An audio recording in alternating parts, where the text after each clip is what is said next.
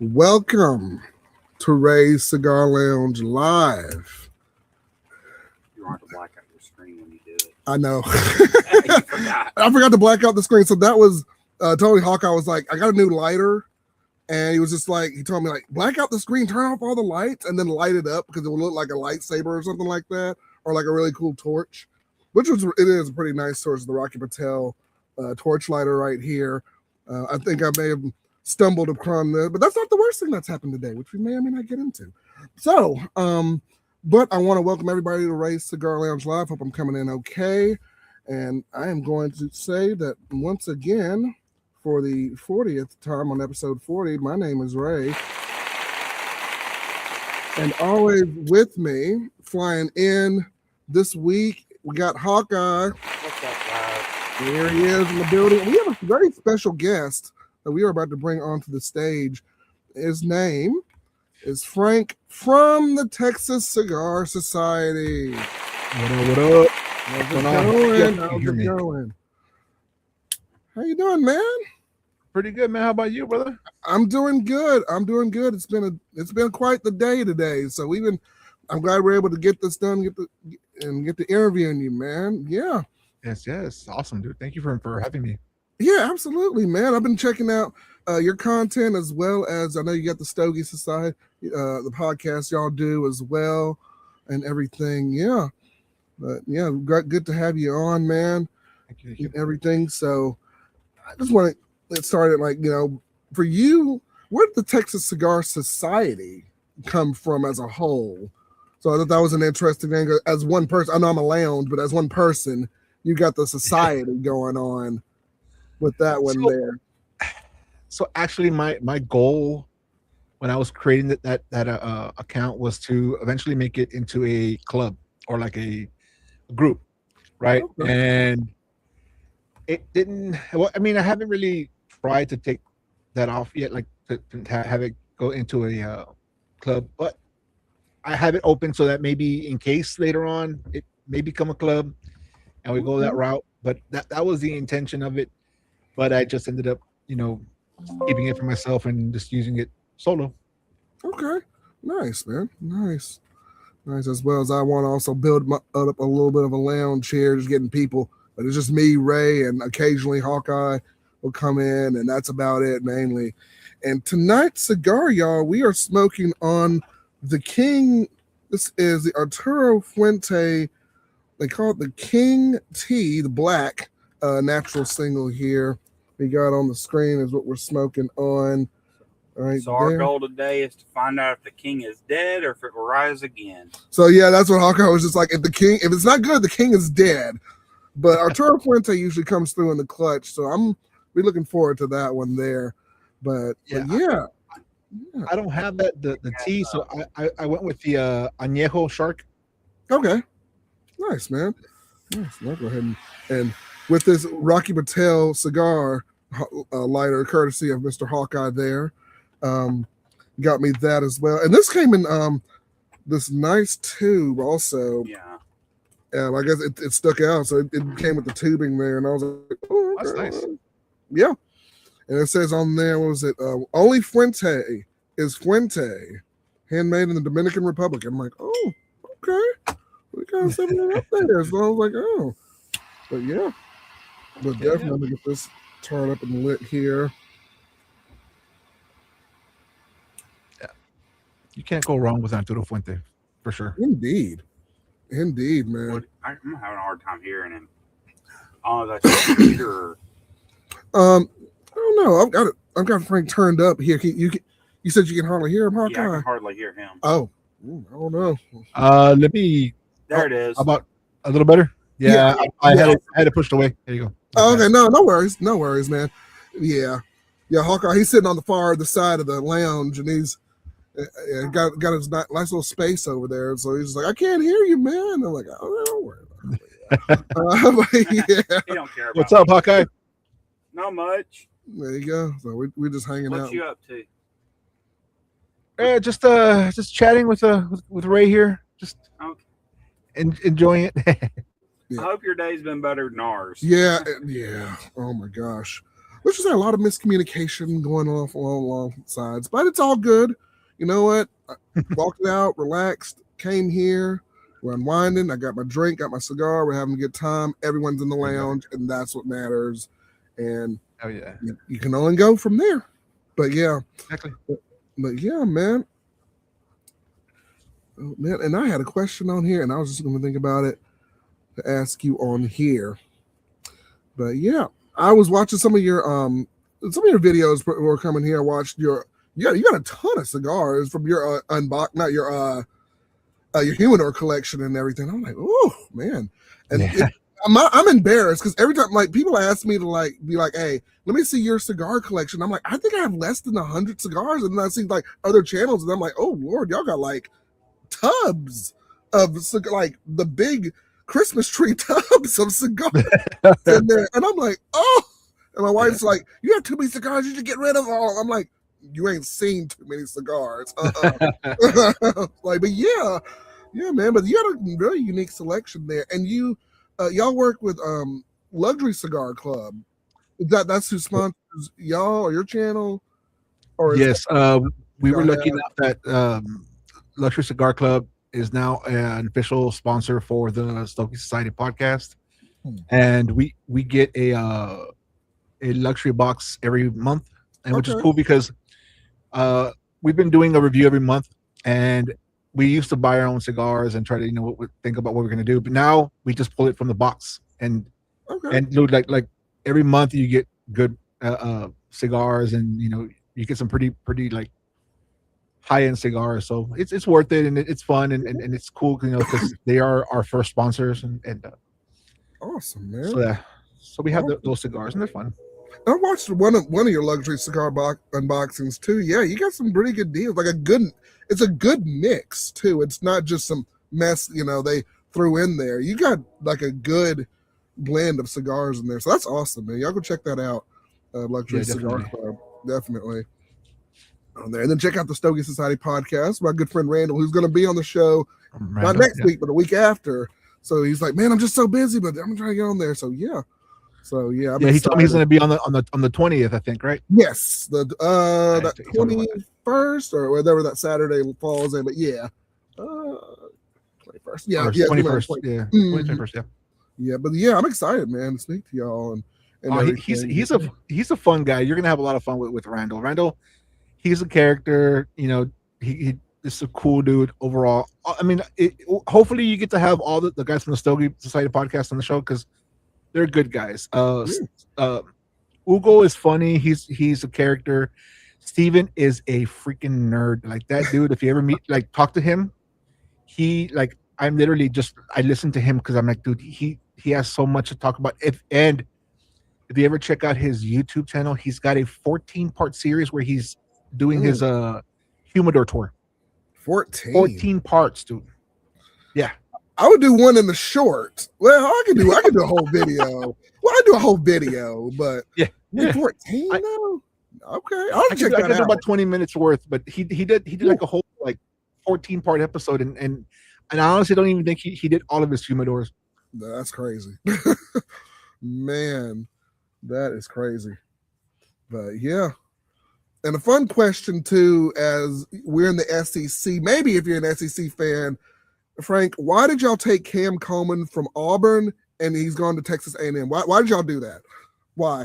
I'm just playing. If you're an A&M fan, I'm going to be completely honest. I'm not a huge college person. I don't watch a lot of the only I'm supposed to be a Texas fan, but one of my best friends, he's a Georgia Bulldog fan, and he got me into watching the Bulldogs. So okay, so I don't watch as much as I should because some of the games are really good.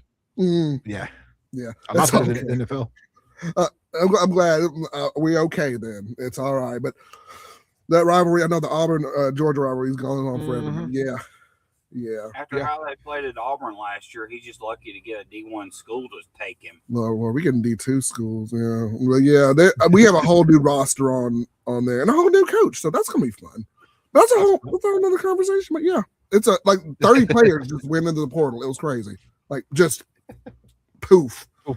So we got a whole thing to work on. It's gonna be fun. It's gonna be fun, but yeah. So, question: what is Yes, your sir. worst cigar moments? And people can comment in the chat on that. But what is the worst cigar moment you've ever had? For you too, Ray. Okay. What No, is well, it? no. Yeah. Oh, okay. No. Frank's, I guess he can answer first. Go ahead. Worst cigar moment. I'm assuming the worst cigar, right? Just the worst cigar moment. It can be the atmosphere. It can be anything. What was the worst time you had smoking a cigar? Usually I don't have a bad atmosphere because if I'm gonna smoke a cigar, I always make sure to always, have, what I want, how I want my setup to go, right? Worst cigar though, I will say was for me is I think I almost threw up was the Monte Cristo Edición Diamante. It's they use an Ometepe like tobacco leaf, and for some reason that one just did not sit well with me, and it was just bad, dude. Like I was doing it for a review, so I kind of had to finish it. Oh, but man, that was it. Yeah. It was bad, dude. It was bad. So like that's probably been my worst moment. Other than that, like it gets cold sometimes, and you try to smoke a cigar outside in the cold. Yes, it hurts a little bit, but you still do it. Yep, and I get that all the way. It was rough, this season trying to smoke some cigars out here. Yeah. And I guess I made a video, a little short on one of my podcasts about this. So I was in college still trying out all the cigars and all the various things. And being the cheap college kid, I bought this $2 cigar, and this was called the Spirit of Cuba. That's what it was called. Nice. And I lit this thing up, and I don't know if it was just a bad cigar or what. I lit this thing up and I smoked on it. It tasted like dial soap was the taste. And I was like, it was so bad. It almost turned me off from cigars altogether. I'm like, is this what it is? I'm like, ooh. And also I had a question. How do you know what dial soap tastes like? Okay. That's what I was gonna ask. As a kid, I'm not gonna lie, 6 years old. I didn't chow down on the dial soap. Okay, all right, embarrassing moment. All right. Y'all know the bars of dial soap. Look, I used to think it was cool. I would rub it my lips and I would blow bubbles out of it. I thought it was cool as a 6-year-old kid. Okay. I don't know why that taste resonated with me all the way up like through college. But like it was, I don't know what it was. I'm like, I thought it was like, ooh, I'm a bubble guy. I'm blowing bubbles. It's like a 6-year-old kid running around. Like, you should have enjoyed the cigar. Apparently, you enjoyed that when you were 6. Well, that was fun. Tasting it. No, but I don't know. Never again. I'm like, I said, is this really the Spirit of Cuba? I thought Cuba was supposed to be like the top tier. That cigar. It's horrible. It's bad. It's real bad. Don't ever get it. I don't know who makes it, but they need to stop. But yeah, that was my worst cigar moment. Other than that, most of it have been pretty good for the most part. I've had experiences. Some cigars, you don't care for than others, but that's just the way it goes, really. But and it's all trial and error, and it's all good. But yeah. Sober Cigar said he had an infused cigar one time and tossed it out after 3 puffs. It's like smoking perfume. That happens. Yep. The worst cigar experience, not worst cigar, but the actual worst experience I've had smoking a cigar. I wanted to finish it, but you remember those I bought in Birmingham and brought you one back? Yeah. Yeah, I was smoking that thing on the way back. Thought I'd have me a cigar while I drove. It was about an hour drive from where I was going. Mm-hmm. And I damn near fell asleep smoking that cigar. Cigar, it was just a real heavy cigar. I don't know if you remember smoking it or if you ever did. I think we did. Did we smoke it on one of the shows? I think you did. I brought you one back, and I think you smoked on one of those. But it was so heavy that it was putting me to sleep. And it was such a good cigar that I didn't want to put it down. I finally had to throw it out the window because I was like, I can't handle it. I'm about to wreck. I wrecked twice. Yeah, let's not wreck cars. Yeah, let's not. Yeah. But this Arturo Fuente is very smooth. This is good. Hawkeye, you did good with this one. This is it's king. Very smooth, yes. Hawkeye approves. Yes. Very good. This is the king, but we like this one, yes. All right, I see you, Cigar Shop. It is also very light or moderate. Oh, yeah. Yep. And Fogey, my mom would do a bar into my tea. Ooh, for tea for cussing. Yeah. Oh. You know, I always hear about that, like in all the like these movies and like was it a Christmas Story? Where they show the thank goodness my mom didn't do that because no, I got the belt. I didn't get a soap. Oh, we got the belt. Oh yeah. Yeah, we got the belt. Oh, we got the belt. Lord, we got the belt. Yes. Well, you got out of line. You got the belt. You pick the switch off the tree, and don't pick the skinniest one because it's gonna be twice as bad for you. Because that's the way we grew up. Yeah, my parents didn't play. Shoot. My mom told me one time to go pick the only time she only did it once ever because of what I did. I guess she told me to pick a switch off the tree. I went out there and found the biggest possible tree limb that I could find, and I had to drag it back and said, "Here you go." Oh goodness! She couldn't lift it. She wasn't going to beat me with it. She couldn't lift it. I couldn't lift it. Okay, that's kind of clever. Yeah, but I'm sure she had some kind of alternative though. Yeah, she told me to get my ass in the house. You're in trouble. Well, hey, that's better than I didn't get beat with a switch. What? Oh my gosh, you got off. You got off that one. But my mommy still always like nobody would have thought of that. Yeah, fair enough. My mom used to leave me in fear. All she would have to say was, "I'm telling your dad." And I was just there. Like when my dad got home, I just started crying. I'd start like, "Oh my God, what's gonna happen?" That's how I was too. Yeah. But let's see. You mess with dad. Dad came home working 2 jobs. Man, he was mad as hell walking in that house too. You messed up. Shoot. I know how that was, man. My dad would, my mom would have to pull my dad off of me a couple of times. He was so mad. I can see that. Yeah. That I can see. You know my dad. Yeah. I can definitely see. And my dad's this big dude, and he was bigger when he was younger. He's lost some muscle mass. I saw some old pictures of him. Yeah. I was like, was that Willis? Yeah. But yeah. When he was in the Navy, they used to go down every other night, and do 1,000 push-ups. They'll do 1,000 push-ups a night. Yeah. Ugh. Wow. Yeah.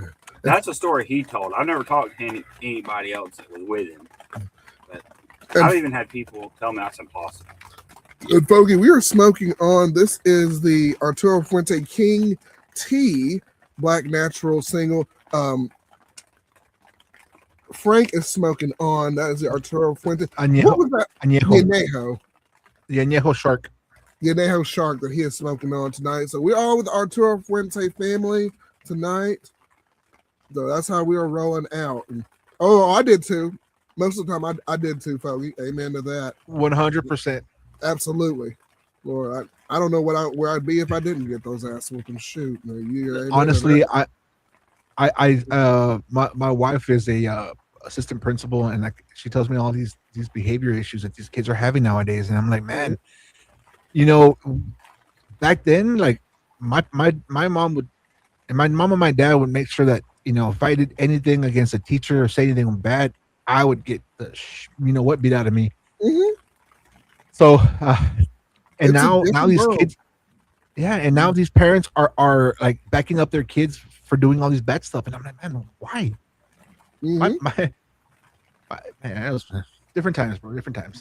Definitely a different time. Oh my gosh! When I was in middle school, sixth grade. My dad actually went up there or talked to our gym coach. Coach Hibbs. I don't know if you've ever met him. I don't think so. Probably not. But he was my dad's high school football coach. Okay. And he actually told him that, hey, if he misbehaves, just beat him right there. Hey. Yeah. I can't do it. Yeah. Like.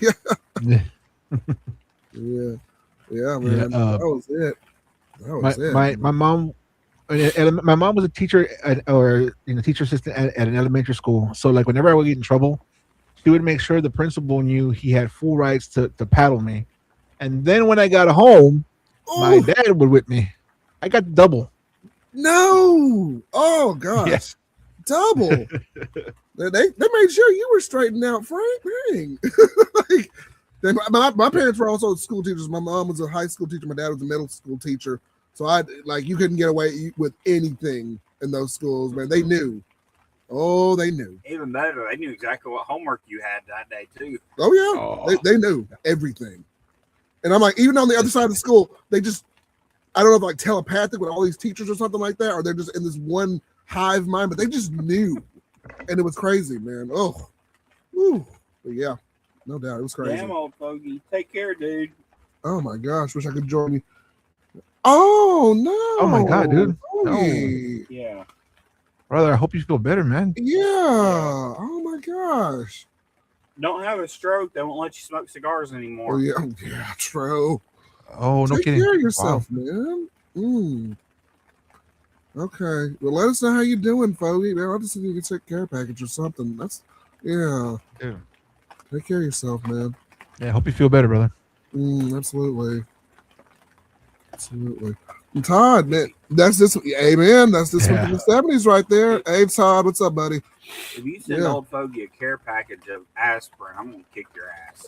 Why would I send him aspirin? Because he's in a hospital with chest pain. That's not cool, dude.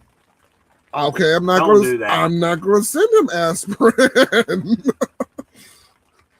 But yeah, no. But in all seriousness, I hope he starts feeling better. Yeah. Yeah. Because we love Fogey. Yeah. But we'll get back on a little bit of cigars here with you, Frank. And where did this journey of cigars start for you? And like now that I know you're not technically a society, but where did it all begin, man?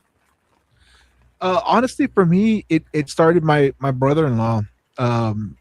He for one of his birthdays, like what he wanted was a cigar, and he wanted to enjoy it with me. So like, he had his wife going by to Davidoff Winston Churchill's, and he's like, "Hey, I want to smoke with you." I'm like, "Oh, sure, I'll do it." I had never smoked a cigar.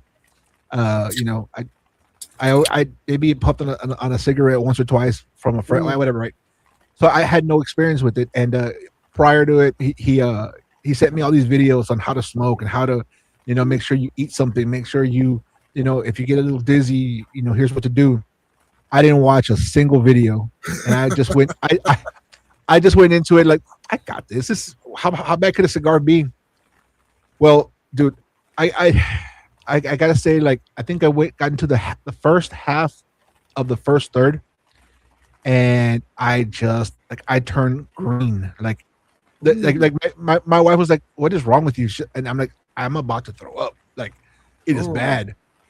Because I was inhaling, I was puffing too fast. Yeah, I didn't know, right? And again, if had I watched the videos, maybe I would have been okay. And so that's where it got started. And then I kind of like I swore off cigars. Like, no, I'm not gonna do it.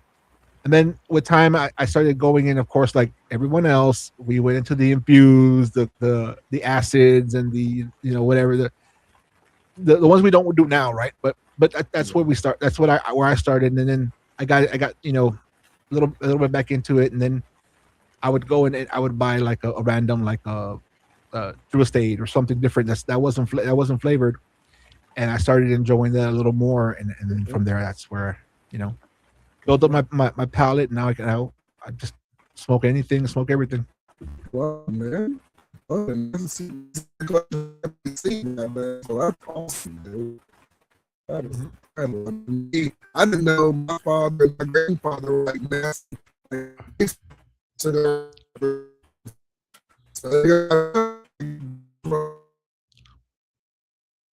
College. Yeah, I smoked some little like Black and Milds and stuff like that. And I'm like, and I got tiddling around with it. And then I went to a cigar event. There was a shop right up the road from my college. And I went up there with a couple of buddies, and we got some cigars, and we just tried them and mixed and matched. And the rest was history, man. I just started loving it after that. And I made some weird rookie mistakes too. Not so much inhaling it, but I would lob off and cut off. And I'm not even making this up like half the cigar and be like, oh, I can smoke it now and smoke it. It was bad. Like I would make those kind of mistakes when I was in college and stuff like that. And then I watched the video like, you're only supposed to cut off like that much. And I'm like, oh. So, but look, they were like $2-3 cigars that I was smoking. So I'm like, oh, it's not that bad. But yeah, I would make some mistakes like that. And the channel, I guess, came from my wife was just like, I used to be an insurance adjuster a long time ago. And my wife's like, you seem so stressed out doing insurance. You're always yelling at people on the phone and going back and forth with these customers and all that. Why don't you just go outside, go do something you want to do, and start it up? And that's how Race Cigar Lounge started. And here we are now. 300 plus videos later, here we are. Yeah, that's awesome, dude. That's awesome. Yeah, it's been a fun ride. So for me, the whole like the creating of the page and everything. So I used to do a lot of like beer reviews. I love beer. I'm a beer person. I used to have a beer page, and I had so much fun with the doing like a lot of the craft beers, the IPAs, the stouts, all that stuff. So I created a Instagram page, and I built it up to almost 4,000 followers, and then I said, you know what, I should do this with cigars, right? And it just started following people and got more follows back, and taking pictures and all that stuff, and eventually right now I think I'm sitting at almost 5,500 on Instagram. I think I'm about 400 on YouTube. So I'm I don't do as much YouTube because of this whole TOS stuff. Like I want to get back into it, but I've been having more fun doing these little short, like 3-minute reviews on Instagram. Yeah. And they've gotten a good response from them. So I'm like, hey, let me just stick with that. And maybe some certain cigars that are a little higher end or a little more pricier, then those I can do as full reviews on YouTube. Okay. You know what I mean? Nice, so that's kind of where all that started for me. And the podcast, I don't know if you want to know about that, but the podcast, it, like all of us, right? We just watch a bunch of like shows with a lot of podcasts and reviewers and all that stuff. And I was thinking, this seems like so much fun, and I'm pretty sure I can find some buddies to start, a show with. And I reached out to, I think Randall was the first person I reached out to. Yeah. And we used to have Matt, which was Sober Cigars, and then another buddy, DC Sips and Sticks, and then finally it was Ugo from Ugo Smokes. And we hit it off right away. We had a good dynamic. We've had a good amount of people. We've had a lot of guests, some good guests, a couple of bad guests here and there, of course, right? But now we are now just 4 people now. Matt and DC dropped off, so now it's just myself, Randall, Ugo, and now we recently acquired. I say acquired, but we got Steven from Epicurean Smokes to join us. Okay. And that dude is just an encyclopedia of cigars. If you ever have questions or anything, ask that dude. If you have questions about like Cuban cigars, ask that dude. Okay. That dude is just I can't sing his praises enough. Nice. All the guys. Oh, very nice. Everybody's got their own kind of niche. You ask them on the show and everything. Okay. Well, that's awesome, man. That is awesome. So if I can ask you a question now. Yeah. So you created this YouTube lounge and the live and stuff. How do you what do you call it? How do you like it so far, being 40 episodes in? Like, are you enjoying it? Like, are you finding the fun in it? Like we all do? Yes. Yeah. So the live show actually started off with another gentleman who was my co-host. He's not on right now, and it would always be when he came into town, because he's my best friend. He lives 3.5 hours away from me. And so every time he'd come up, he'd be like, oh, let's do a live show and get cigars and stuff like that. And so we started out, the first 3 episodes were on Facebook. And at the time, I didn't have enough subscribers because I would just use my phone for everything. And then now I've gotten a little more advanced. I'm using the camera, using my laptop and everything. And so moved into the 21st century. Yeah, pretty much. I was moving into the 21st century. But those little videos were fun. And so I'm like, when I moved from that house, I moved over here. I'm like, let me start doing my live shows more frequently. I had one more show that was on my phone, and it was with a group of friends that were sitting around the table, and we were smoking and talking about AI and stuff like that. And I'm like, let me just kind of do this more frequently. So I started doing that. And Hawkeye came on a little bit later. I think he came on like maybe episode 8 or 9, and we started doing it there. And we used to do it under that under our little pavilion over there, and then the bugs were coming out, so I just set up a tent and just started having the lounge out here, and then we just do them every week. But it's a lot of fun. It's been picking up some traction. Sometimes it's like 2-3 people, and sometimes it's 8 or 9 people, but it's great. We have good conversations and everything. So, and now I've been doing kind of stepping out of my own comfort zone and like interviewing people and getting a little better at that. So I've been having a lot of fun doing that. I'm like, I thought it would be a little nerve wracking at first.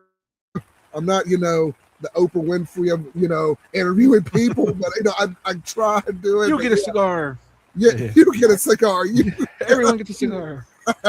I try to fill in the gaps a little bit for him, keep conversation flowing sometimes. And his Hawkeye is kind of like Sometimes the wild card, the chaos of that. He's the Andy Richter kind of having my back with everything. But yeah, there you go. So that, yeah, it's a lot. Honestly, that's a good thing to have. That's kind of why I do want to eventually have my own like episode where I just interview some of these like up and coming brands. Like maybe it's not going to create enough traction for the main podcast, so I kind of want to do it like myself, because I get reached out by a lot of like these up and coming brands, and they ask about the podcast, and I'm like, sometimes it's just kind of hard to be like, hey guys, well this brand wants to be in the podcast and no one's ever heard of them, and I still want to give them their outlet, right? Like I still want to like support them and stuff. So I'm trying to figure out a way to also just do my own like little my own guests, me and one other guest, kind of do that and put it to my personal channel and also post it to the Stogies. So that way we have a little more of a variety of like shows and stuff, man. Okay, that's awesome, man. That's awesome. And just definitely diversifying my content. I just started, an Instagram, still kind of playing around with that. And it's gonna sound funny why I started the Instagram. It wasn't even for the cigar lounge. It was because my friend, my other co-host, we went to New Orleans back in November, and he was like, "You don't have an Instagram, man? See if Phil Lamar followed you." We went to go to the Nostalgia Con, and we met him, and he was supposed to post a picture. I was the first person to go up to his booth that day. He's like, "You're the first one." He get like on his own phone. He did a selfie with me. He was like, "Steven posted that selfie. You don't have an Instagram?" I'm like, "Oh," and so I created one under Race Cigars, and I followed him, and I never saw the picture, but I was like, So yeah, it was fun. But yeah, I've been using it ever since. And I try to use X too, but X is weird, man. Like, I only have 30 people. I've gained more in Instagram in 2 months than I did like a year and a half with X, man. Well, X is a little different. So he can keep right. Yeah, they're mostly bots, man. Like somebody said like 65% bots or something like that. That's crazy. But yeah, man. Thank you, Todd. Todd says that we've had some good guests in 2026. Yeah, yes, we have. And Todd, you got to meet Steven at the Feria Tego event. So last night they had an event for this brand called Feria Tego, and the owner, his name is Michael Herklotz. And I've heard the name. Yeah, they had a big event, and I think it was in a lounge in Los Angeles or something like that. So that's pretty cool, man. That must have been fun. Awesome, man. Good deal. It was actually pretty good. Yeah, this is a really good cigar too. I don't smoke a lot of Arturo Fuente cigars, but this is smooth. Like it's nice and smooth, and I like that. In this cigar, this may be one of my top 10 for the year. I'm like, I don't know, I'm gonna keep going though. This one's pretty good. I'm gonna say it's gonna make about 7, rank about 7 on your list after the year. Yeah, I'd say about in that range so far, but we'll see. So far, I'm saying at the end of the year, it's probably gonna be about 7. It might, yeah. That's a fair assumption. Yeah. What's going on, Justin? Good to see you, my friend. Good to see you. Feria Tego makes great cigars. Yeah, their lines are pretty good. At Ray Ogo last week on the show, he sent me the Madre Tierra cigars. I don't know if y'all had those. Okay. I have not. I've heard of them. I've heard that they're pretty good. John Deans is, I think, the owner's name. Okay. And dude, like there's a lot of people that have been saying that they're really good. I have yet to have them, but let me know how they are. 3 of those, but yeah. Awesome, man. Yeah. Foggy says so far my favorite Veritago is the Elegance. Okay. We will see if we can find it. Okay. Write that down.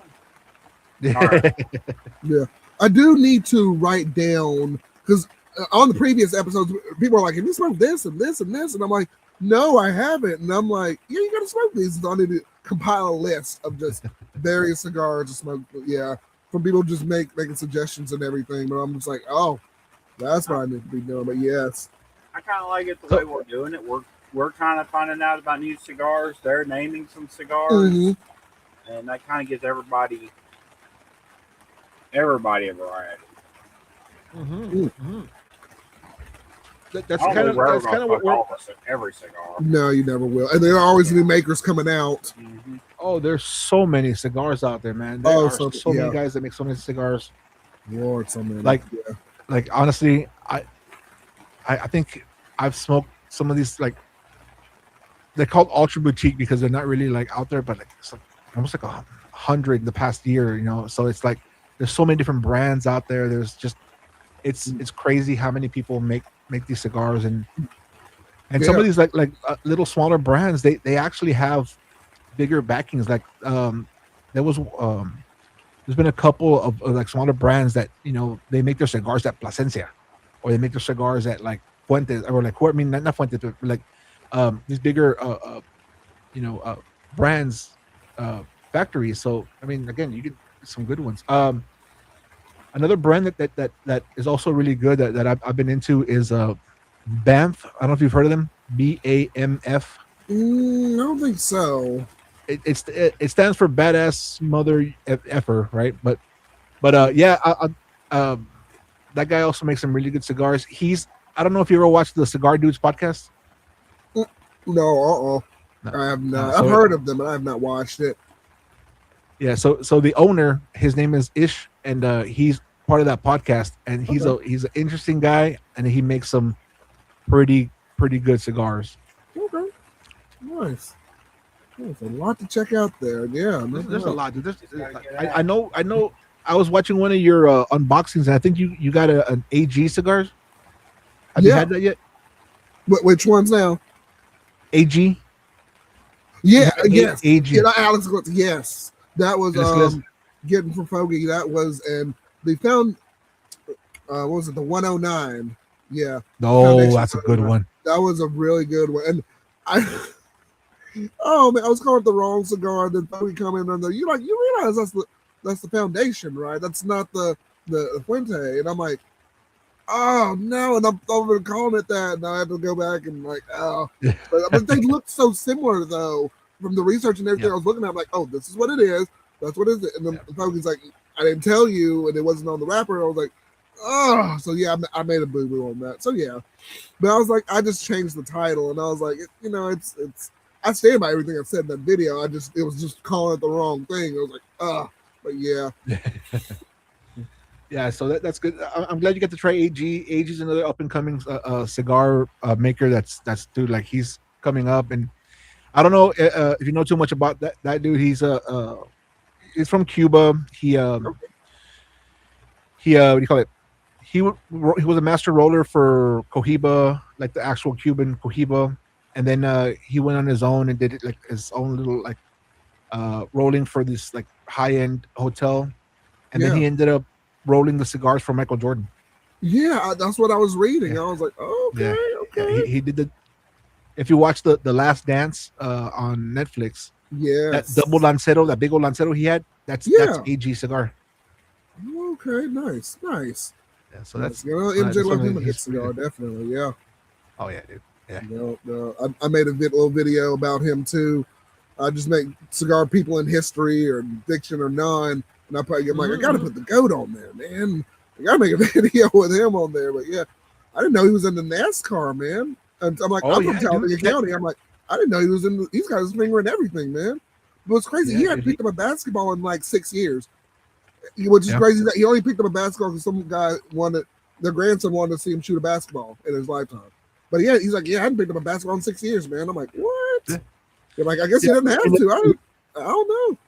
So he was saying that was the most nerve-wracking moment is trying to shoot after so many years. And like having that one kid wanted to see him shoot.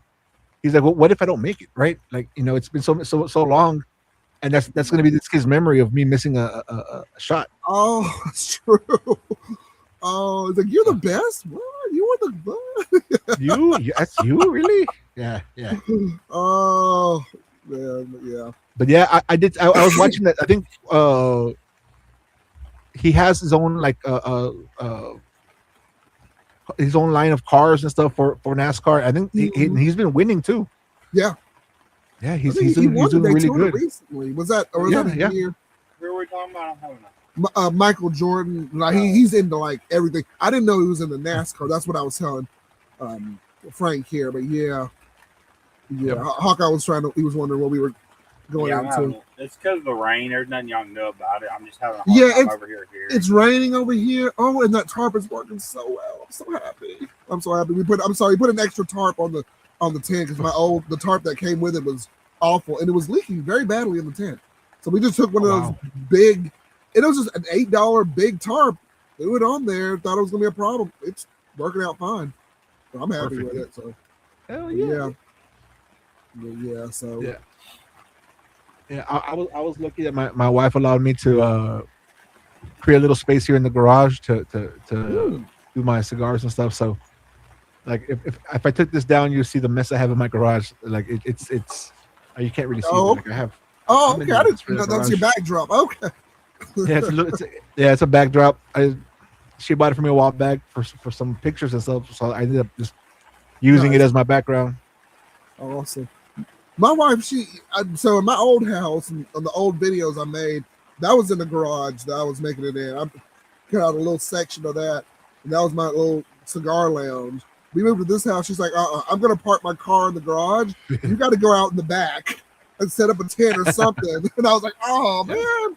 But yeah, so hopefully I'll get a shed soon, hopefully. But we'll see. Yeah. There you go. So, yeah. Yeah, a shed would be perfect. Poison in your sleep. Yeah, that. Yeah, there was a miscommunication of a day. So, but it's okay. It's okay. Yeah, I'm laughing because of old fogey's next message. Took him 30 years for his wife to let him build the Death Star. Yeah. Yeah, Fogey was like, man, it took a while, but he got him one, and it looks good. I saw the video. It looks good. It looks real good, man. Yeah, man. And also, you didn't get a house with a basement. You could have. Yeah, that would have been cool. Yeah, and that'd be important for a tornado risk area like we live in. True. I wish this place had come in the basement. That would have been nice. But that's all good. It is what it is. But yeah. I was looking into getting a tent as well because sometimes before I was doing the podcast outside, and even when during the cold weather, I was outside and I had no tent. So I was just you would see me white because I was just cold. I was freezing cold, but I couldn't do it. I couldn't I hadn't thought about moving to the garage or anything. So I was doing if it rained, I had to drop off and not come back on. Yeah, that was the toughest thing. That weather was the toughest thing. And I still, luckily it's nice now, but yeah, when it was cold, I'd have that little heater, but it could only do so much. And I'm like, oh, I gotta go in, man. It's rough. It's tough, man. Thing is, when it gets hot here, it's not so bad. It's not so bad for us to do this show. Oh, it's beautiful because when it starts getting scorching hot, it cools down enough at night that it's nice to come out here and do the show. Oh yeah, it's real nice. During the day, you don't want to be out. Yeah, it's a hot box in here in the daytime, but it's scorching hot. But nighttime, it's not bad. It's not too bad. Oh yeah, not too bad though. But yeah.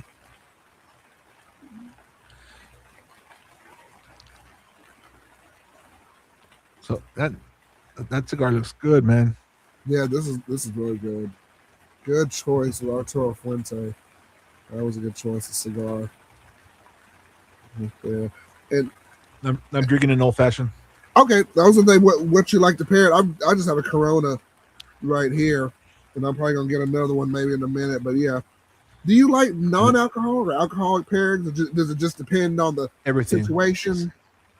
So most times, what I do, like when I'm about to like smoke a cigar for review, or even just for myself, I'll smoke the cigar a little bit first. Like I'll get like halfway through the first third, and I'll let the cigar kind of like guide me on what it is I should drink. If the cigar is a little lighter or whatever, then you want to do a coffee or even like a Corona or like a light beer, perfectly fine. Okay. If the cigar is a little stronger, like little peppery, you'll want something a little sweeter, like a Coke or like a very sweetened coffee or even like a sweet wine. It just kind of like depends on how or like an old fashioned, because it has a little hint of that sweetness and it kind of brings up the flavors of the cigar. So. Yes. Yeah, I usually, like I said, I let the cigar tell me what I'm gonna pair, and then you can't go wrong with like water or coffee, because no matter what cigar, it's always gonna be good with that. There you go. We had we were smoking the My Father, the Judge, last night, and it had all the various flavored notes of the earth and the coffee and everything. We smoked it. And we drank a little Dr. Pepper in there, and it changed the flavor. It brought out like a coffee, or more like a chocolate. It was almost like eating a chocolate candy bar. Yeah, it was like a Hershey's and throw it in your mouth. Mm-hmm. It like changed, and it was no matter where the cigar we were, you take a little sip of that, it changes the flavor. It was beautiful. It was real nice. That was a good cigar to smoke too. I was really killing Coke. That tasted so damn good. Yeah, I was killing them Dr. Pepper. Yeah. It's amazing. My father makes some good cigars, except the only one that I did not like and everyone loves is the My Father Blue. That was on that everyone had that on their top list or whatever. It was the number one on the consensus for high wheel or whatever. Mm-hmm. Dude, I don't know what it is. Like I just did not, and I tried it in different Vitolas, and I just did not like the My Father Blue, dude. Look, even Sober Cigars right now in the chat, he put. It's trash. I agree. Yeah, you know what? Sober Cigars. I think I put that on my Facebook page. I'm like, I'm excited to smoke the cigar, and I think the Sober Cigars and Matt commented like, no, you're not. Like, no, you don't. Which one? I mean, hopefully you like it. Okay. No, that was the Judge. That wasn't the Blue. Okay, yeah. I'm getting mixed up. There's too many different names. There's a bunch. Yeah. I can't remember my name half the time. Don't expect me to remember cigar names. This is true. We call him Hawkeye. His other name, he's got 10 other names that he goes by, but we call him Hawkeye just for the sake of this show. But yeah, some people call me asshole. Asshole, just same here, bro. Same here. The same here. Oh gosh, but yeah. No, but if you do have the My Father Blue, I mean, hopefully it hits your palate better than it did mine. It's okay. I haven't tried it yet. It's still sitting in the humidor, and I'm like, but I'm one of those people. I'm just curious. I'm gonna smoke it anyway. I'm just be like, and my wife makes fun of me for it. It's like, if you don't like something, why are you trying it? Why are you forcing yourself in it? I'm like, I've never had it, but it's just like, I don't know. I have to finish it. It's like I don't know. And people are gonna get mad at me for saying this, but the movie El Camino on Netflix, the after Breaking Bad, it was like building up to something, and it was just like there's nothing there. This was a cash grab. It was so bad, but it had all the classic Breaking Bad, the scenery, the setting. It had Jesse in there and his old gang and the aftermath. And the only best part is you saw Walter White at the very end. Spoiler alert. I'm sorry if y'all hadn't watched this. I'm sorry. Don't watch it, by the way. But yeah. Spoiler alert. Yeah. And it's just Walter White sitting in the diner with Jesse. That was like the best part of the whole. It was like a 30-second clip of him like, Jesse, what do you want to do with your life? And then that was it. Because I saw Walter White in there.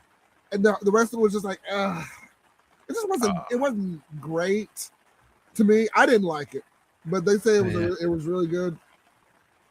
It was so bad too. Our Netflix was out, and I was just trying to it's on. We need like, why are so many people using my Netflix account? I need to turn this on, and then I was just like so disappointed, man. We'll see you, Foggy. Hope you feel better. Yes. Yeah, man.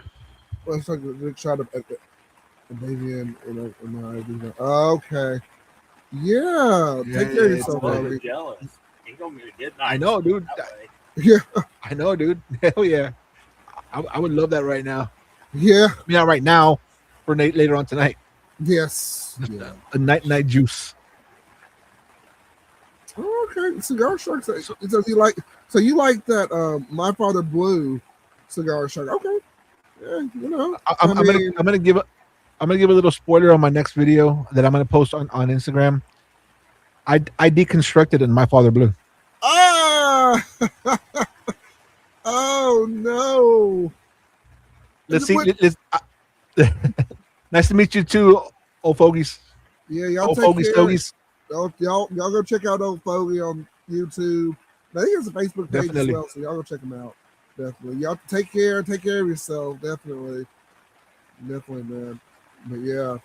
And everybody, just a quick little rundown. Like, comment, subscribe. Y'all know what to do with all that. Check out Frank from the Texas Cigar Society as well, and scan the QR code if you'd like to donate a little to the channel. But if you want to subscribe and share the video, that would be helpful as well. So want to put that out there. If anybody is interested in supporting the channel, go ahead. Yeah, go ahead and do so. So yeah, but yeah, man, awesome.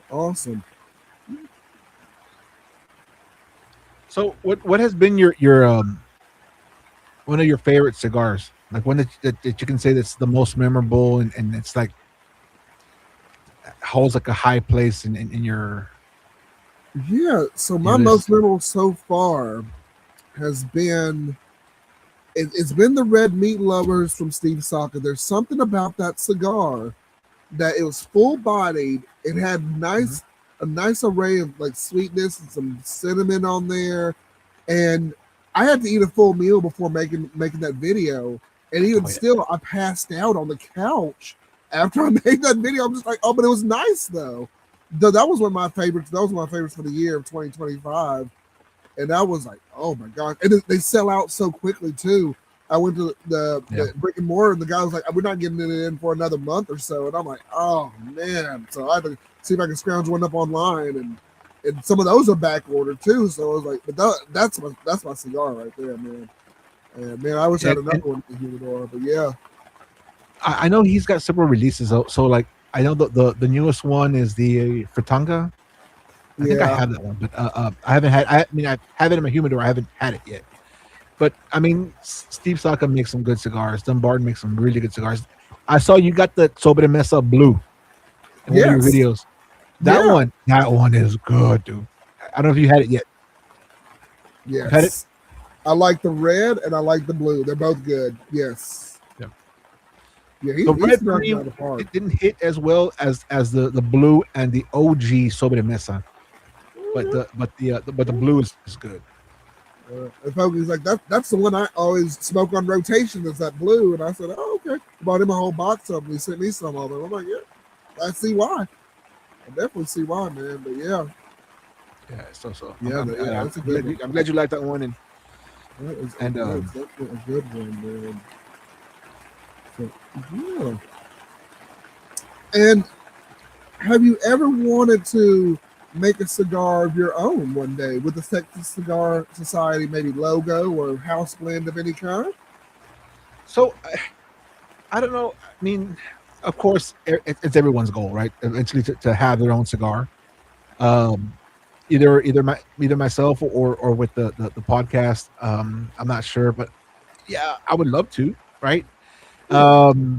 It's just, I know that it takes time, it takes money, for sure, money, and maybe down the road I might think about that. What I do want to do eventually, like I'm looking into, like, I want to start rolling my own stuff. Like I want to start like buying the leaves, buying like the binder leaves, wrapper leaves, and I kind of want to start rolling my own. I follow a couple guys that do it themselves, and dude, it just looks like a very peaceful, like, kind of like thing where they can just relax, chill, and just focus on making that cigar. Okay. So that's hopefully my goal for this year is to hopefully at least get to roll a cigar myself. Whether it goes beyond that, and or I make more than just one. I at least want to do. I want to roll one cigar. That's cool. In my life, I want to roll one cigar. When I first started the cigar journey, my first goal was to smoke a Cuban cigar, because you smoke all these cigars and you always hear Cuban cigars. I got to smoke Cuban cigars, so that's already checked off my list. Next is to roll my own cigar. All right, that was exciting, man. Yeah, same here. Same here, definitely. I'd like to have a house plan just dedicated to my kids. Just put it under their name and something like that. So just be like, hey, hell yeah, dude. Be my legacy, I suppose, and I pass on or something. But yeah, man, that would just be a project or something I like to do in the future. But gain a little momentum. We'll see, what happens down the road with that. But yeah, dude. There's so many, like what's cool is though, like you can always, there's a lot of brands, a lot of factories you can reach out to that they can make you a blend, and they have so much tobacco, and you could probably make it for a decent price. They can get you some good deals on like your own blend. You just gotta like then go get your bands made and all that stuff. But okay. So Cigar Shark says, "What's your favorite Cuban?" So far, my favorite Cuban. Now it's I think it's everyone's favorite Cuban, right? But it's a part of this Serie D number 4. It's my favorite Cuban. Sorry, I said Serie D and Siri on my phone just decided to activate. Yeah, so the Serie D number 4, and I think it's the Monte Cristo number 2. Those two are just phenomenal Cuban cigars. And how do they compare to like New Worlds? So Cubans are very smooth. Cubans, you get a lot of like cedar, some sweetness, coffee. They're good. But to me, honestly, though, I prefer a New World cigar because the complexity of flavors in a New World is just beyond what you can imagine. Plus, it's a lot easier to get a New World cigar than it is to get a Cuban, and a lot cheaper. Like the Serie D4, if you go and try to buy them, on websites or whatever, where they ship them to you, whatever, you're looking at about $45 for a little small cigar, and it's not a big cigar, but it's the whole, allure of a Cuban cigar, right? You want to do at least once, right? But I don't see myself continuing to like go and reach out and buy those. And luckily, I have a lot of good buddies that will send me Cuban cigars. So I do have a couple that I've yet to smoke, but yeah, okay. I prefer New Worlds. I think there's so many good cigars out there, and so many different brands that are coming out with some banger cigars, man. Yeah. There you go. I would say that AG 109 is probably, to me, the closest to a Cuban cigar that I've had in a New World, because Alex only blends with Nicaraguan tobacco, but the what he uses, it's just so smooth. It almost to me has that Cubanesque flavor profile, and the way he rolls the cigars are very Cubanesque. They're very well packed. They're very packed. You're gonna get a tighter draw, and that's what Cubans are. Cubans, when you try to smoke a Cuban cigar, they're very tight drawn because it's well packed. It's one of those cigars that like you can start smoking it, and you say you leave it on the ashtray for like 2 minutes. Some of these New Worlds, you have to relight. A Cuban, you can come back to it, and it's still lit, still ready to go. There you go. It's beautiful, man. It's beautiful. Have you had a Cuban yet? I have. I've had some of the Monte Cristos series. I think I've got some shorts right here. This is from or in the Legend. I think these are just some of the cigarillos or the shorter one. But yeah, he likes those. And he'll always send me some up here. This is the mini 20s that I've smoked, but I don't smoke a lot of Cuban cigars. But when I do, yeah, it's mainly in the Monte Cristo line of cigars. But yeah, very good. Yeah, they're and good. The Steven, the guy from our podcast, he sent me a bunch of little bitty small, like those little cigarillos, but the Cohiba ones. So it's cool to try all of these different little cigars, and dude, they're cheap. I think they're like $2-3 a cigar, for Cuban. But you got to go buy the box, like 100 count box, whatever it is, right? But still, you get 100 cigars or like 200 or whatever it is, right? Okay. So it's those little cigarillos are good, man. I'm glad you've tried a Cuban cigar. Yeah, they're good. Yeah, it is definitely a quality cigar there. Hard to find, but when you get them, definitely get your hold of those. Yeah. I think a gentleman Hawkeye. I think that gentleman we were talking to last night at our local brick and mortar. He was going over, I think, how Cubans were technically not barred from the U.S. and like how he had a way of kind of getting around getting some. I think maybe like he knew somebody like in the days in the era of like Fidel Castro, and apparently Fidel Castro liked lighter cigars. He didn't like anything that was too heavy. And then the kind he said he loved he loves super heavy cigars. What he was saying. Fidel. But that old guy that was there. Yeah, the old we were talking with. He was talking about he loves heavy cigars, like super heavy.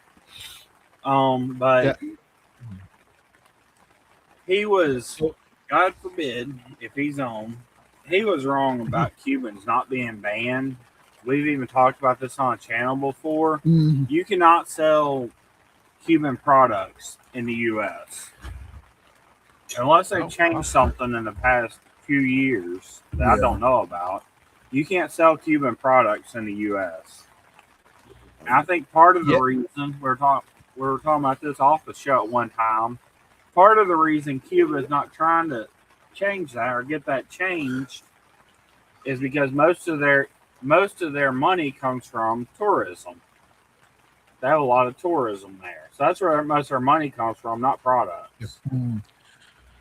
Yeah, and cigars in Cuba are government regulated, so they're all run by the Cuban government. So that's their number one source of income is the cigar. So yeah, they don't want it here. And then we still have that embargo from when JFK put it. I think Barack Obama had a little bit of he kind of did some tweaks where you could have bought some for like a certain period of time, but then they re-enabled that embargo, so you can't do that anymore. But yeah. And I'm wondering, based on what he was saying, and maybe I misinterpreted too, like he was maybe Cuban made or maybe Cuban like based cigars. Because I don't know if he was like talking about it was being banned altogether, or maybe I missed what he was saying. What he was saying is they have so little tobacco in Cuba that it's hard to get Cuban cigars because there's so little tobacco in Cuba because of how they're growing it. I could see an argument to that, but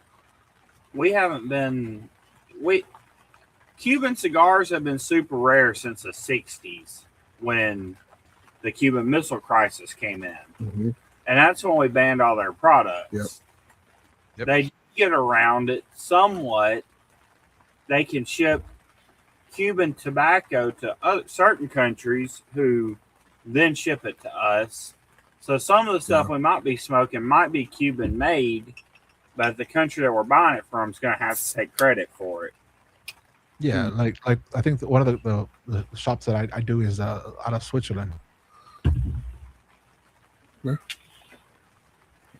Now I do know sober cigars. Your Cubans, they are illegal to sell here. I know a couple of people that have actually brought back, and I've heard of people that have brought back Cuban cigars from going to Cuba. or gotten there from somebody that's been to Cuba, yeah, you can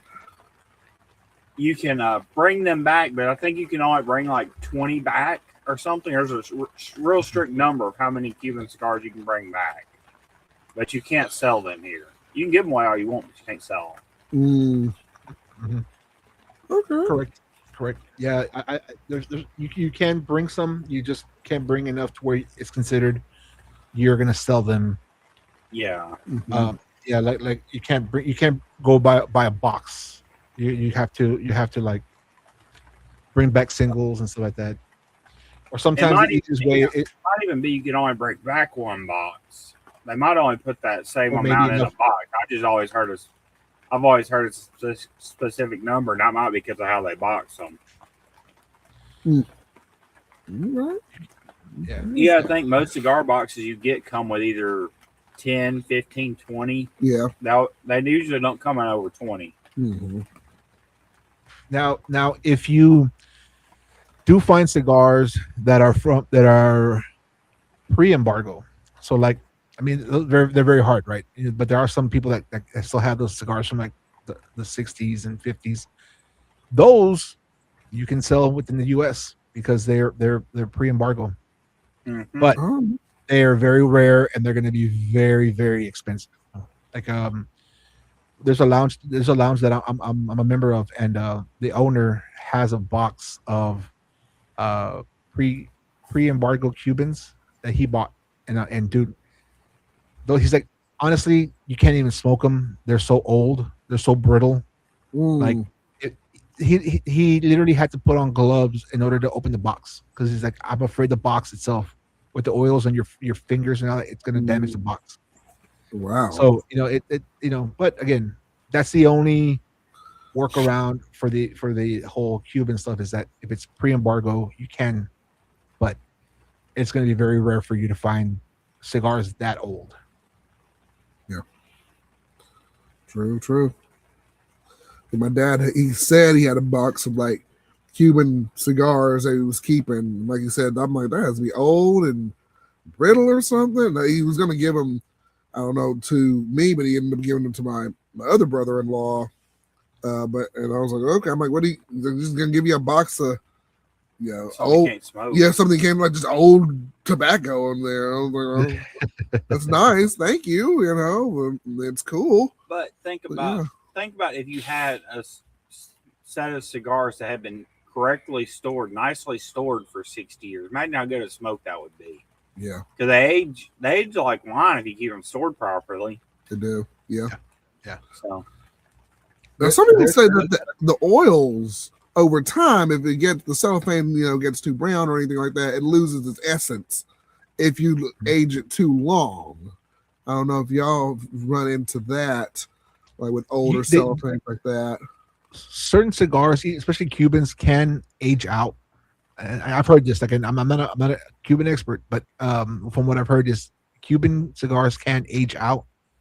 So you don't want to have them like from like 2001 or 22, whatever, 2002, because again, with time, if it's a lighter cigar, it's going to age out and it's going to taste like nothing. Okay. And that's the thing about aging. I mean, I don't know if you're familiar with like even aging like New World cigars. Sometimes if you get like a very spicy cigar, very strong cigar with a bitter taste or whatever, what they always recommend is keep one in the humid. Say you buy like a 5-pack, right? And the first one you smoke bad. Keep it, age it, come back to it in a year or two, and you're gonna see it's gonna completely change. So the aging does help, but sometimes too much aging could be a bad thing. Yes. Too much of anything's a bad thing. But that's true. The only thing that does not change with age, that is actually a food product that will actually last forever, naturally last forever, and it's honey. They've actually pulled honey out of the pyramids in Egypt, and it still be good to eat. Like it's that old. It's like thousands of years old, and it's still good to eat. There's no honey doesn't. Yeah. ruined. It doesn't go bad. It doesn't spoil. Doesn't I've heard that. Yeah. All right. Good combos, man. Yeah. Even it's always good. Right, Cigar Lounge, we're always learning something new. Got some Cuban. You get to talk about it. Good essence, man. Awesome, man. Awesome. Oh yeah, Cuba's going through some stuff right now. Like they're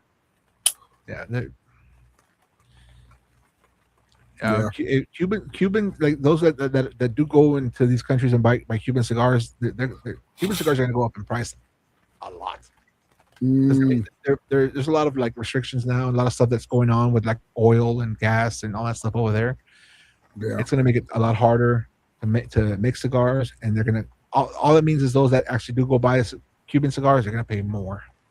Yeah, because regardless, they're still making Cuban cigars, and they're still making these regional whatever, and they're just going to be more expensive now. Now, here's something I do want to bring up. It don't matter. I'm not going to state what political side or anything you should be on or whatever. But if you are buying anything that comes from, especially that has any part of it come from outside this country, you need to stock up on it right now, because we've got a war that's got 3 sides on it going on in Iran. Yeah. Yep. It's like all the major powers are involved in that, and a lot of the places that we get stuff from is on the other side. Mm-hmm. So anything you might get right now is time to stock. Yeah, like my wife made me go gas up all our vehicles because she's like we need to go because gas is going up in price. Yes, it is. Yeah. Mm-hmm. I think it's gone up already like 40 cents, and it's gonna go up like another 40 cents, and then another like, it's gonna we're gonna, well, I don't know what the average is of where you're at, but like for us right now it's like at 310, and that's pricey, and then now it's gonna go up higher, and then like I saw that in Cali it's at $7.30. Oh yeah, Cali is horrible when it comes to gas, dude. Oh my gosh, yeah, it's $2.99 here right now, but I know that's gonna go up. It's gonna be. I'm gonna say in the next 6 months to a year, it's gonna be about $4.50 to $5 a gallon here, and it's $2.99 now. We were down to $2.39 before. Yeah, we were. And sucks. I commute like 40 minutes to work every day. Now I got to deal with $3.29. Like, oh. I never know how far I got to drive to work.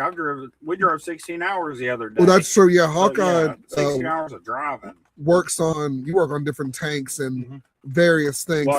Water tanks. So he'll fly in and do that. You on the road for what? You said 16 hours? A couple of days ago. Hawkeye, yeah, 16 hours. It was 16 hours driving, going to different locations, man. The first location it took us to was 4 hours. What up, Peter? Yeah. What's going on? What's going on, Peter? Yeah, good to see you, my friend. Good to see you, man. Gotta get you on the show too, as well. Definitely. Oh, you got Peter on?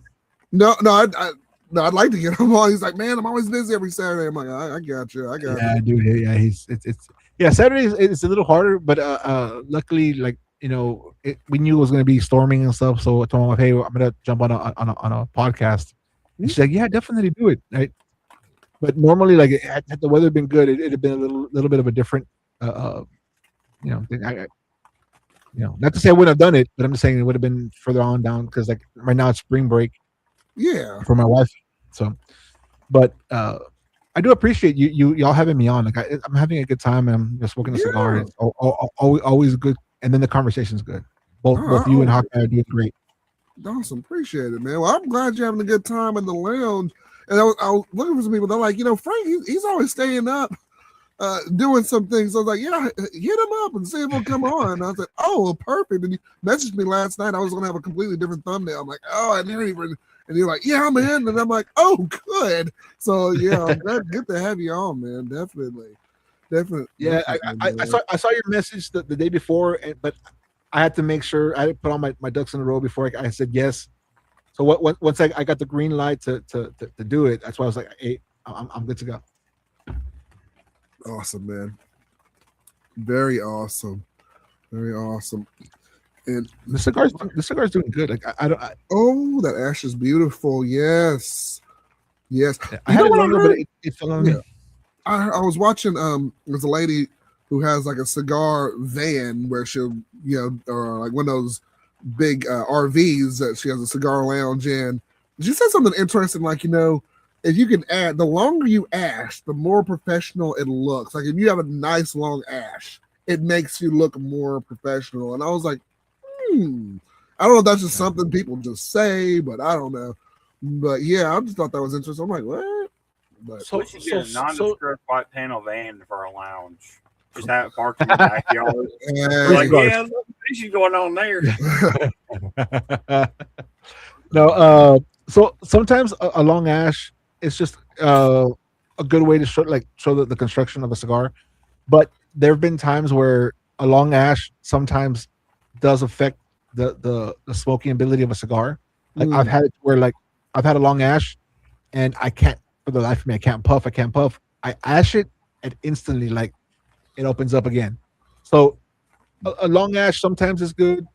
It's just showing how good the construction is on a cigar. Yeah, but it can also hinder the smokability of a cigar. So sometimes, like I don't pay attention to the whole like long ash type thing. 'Cause I'm always spinning. I'm always ashing on myself. So, but every now and then, like if I get a good ash, I'll show it off. But yeah, I'm not focused on that. Like I see these events that they have where they do like the long ash competition, and after a certain point, like you I don't know if you really have fun trying to smoke it because you're picking it up and you're smoking it like this, and I'm like, I just want to like just smoke a damn cigar, smoke it. Interesting comment from Justin here, Justin Case. He said someone said it helps keep the cigar cooler if you do it that way. So I thought, I don't know, is that true, y'all? I don't. It's because again, right here, I always let it get as long as I can. Just yeah, and it smokes good. It mess up the smoke after it ashes off. It's like I gotta hit it a couple of times to get it to reignite a little bit after that ash falls off. Right. Okay. Yeah, and they say you're not supposed to tap your cigar, but I do it all the time. Sometimes when you tap it, it can kind of like push the heat into the cigar, or it pushes in that with the heat, and you can burn. I don't know. That's what they say. They say that the best thing to do is kind of just roll the ash along the edge of the like the ashtray and let it fall out. Let it fall out. Don't tap it. I still tap it. Like I'm not gonna lie. I'm about to tap this one too. But the best way to do it, and I've seen a lot of people do it, is they kind of like let the ashtray kind of like pull that ash out and leave it like that. Hey, what's up, Crispin? Hey, thank you, brother. How you doing? Cigar Apostle, yes. Cigar Apostle. That's a good buddy of mine, Crispin. Okay. Yeah, come on in. Yeah. And then, Justin, he says he's relatively new to cigars. So, hey, man, thanks for coming in. You got some good power hitters here, man. The one thing I could tell people, like, if you're starting the cigar journey, is ask questions, dude. Ask people, like, reach out to me, and like most of these people, like Peter, like the Cigars Unbanded, that they do a great show, and they smoke some great cigars, and they have a huge knowledge, dude. Most times, if you just message them, ask them questions, they usually answer. I mean, it doesn't hurt to ask someone a question if you or like, hey, you see someone smoking a cigar and you're interested in it. Reach out, be like, hey, how was that cigar? What do you recommend it? Don't ask for cigars. That's a huge no. They call it dry baking. No, you don't. But reach out and ask questions, man. Like, don't be afraid. Don't. Most people that have the Instagram or content creators, all that stuff, they love answering questions. I do. So just in case, I don't know if you have Instagram, follow me, ask me questions, bro. Like, whatever it is, anyone, right? We're here to help the community. I want people to enjoy the cigars as much as I do. Yes. It took me a while to know what I know, but but then again, it goes back to I ask so many damn questions, and I learn from all these people. Like I go to some of these cigar lounges, and I ask some of these the tobacconists there, like, hey, I ask them questions, and even if I know about the cigar, I also ask them about it because I want to know their perspective. Because you always get a different perspective from everybody, so definitely ask questions. Absolutely. And another piece of advice that was the best advice I was given was smoke everything. Yes. Like if you see a cigar you like, smoke it. Like or if whatever it is, like someone gives you a cigar, smoke it. You never know. Like even if they say, "Hell, this cigar's horrible. The cigar's horrible." Try it. If you might like it. No doubt. No doubt. Yeah, see, and if you're new, smoke everything. That's true. That's right. That's right, Matt. Yep. Yeah. Absolutely. And I made a video the other day, and I did say, like, us reviewers, we're reviewing the cigars for us and how that cigar hits our palate. Mm-hmm. Don't take that as a gospel, like that it's what the cigar is. There's been several cigars that I like that Matt doesn't like, or vice versa. Matt doesn't like and I like, and that's the thing about cigars. They're very subjective in taste. So, like, there is no right answer. There is no definite, because everything is subjective. So most times I don't really watch reviewer videos. Say, like, if there's a cigar that I know I want to smoke, I won't watch a review video until I'm smoking the cigar. Because then I go and I'm like, hey, now that I'm smoking it, I'll look at Cigar Hound Dog or Peter or whoever, Sober Cigars, and I see what they got, and I want to see if my palate kind of matches that. And then most times they're like, oh, I get a birdie note. I don't get the birdie note. And they're like, I get a white pepper. I don't get any pepper. So it's just a good way to kind of like see how different people's tastes are. But definitely smoke everything and smoke for yourself. Like, there you go. I didn't like the blue, but dude, honestly, you might love it. You might like that a lot. I didn't like the Cohiba Rubicon, that the new one that everyone's talking about. It's like $8 cigar, which is perfect. It's perfect for the price, because it's very rare to find a New World Cohiba at that price. Oh yeah, but I didn't like it. But again, I bought another one to kind of like age it and hold on to it, because I would want to go back to it.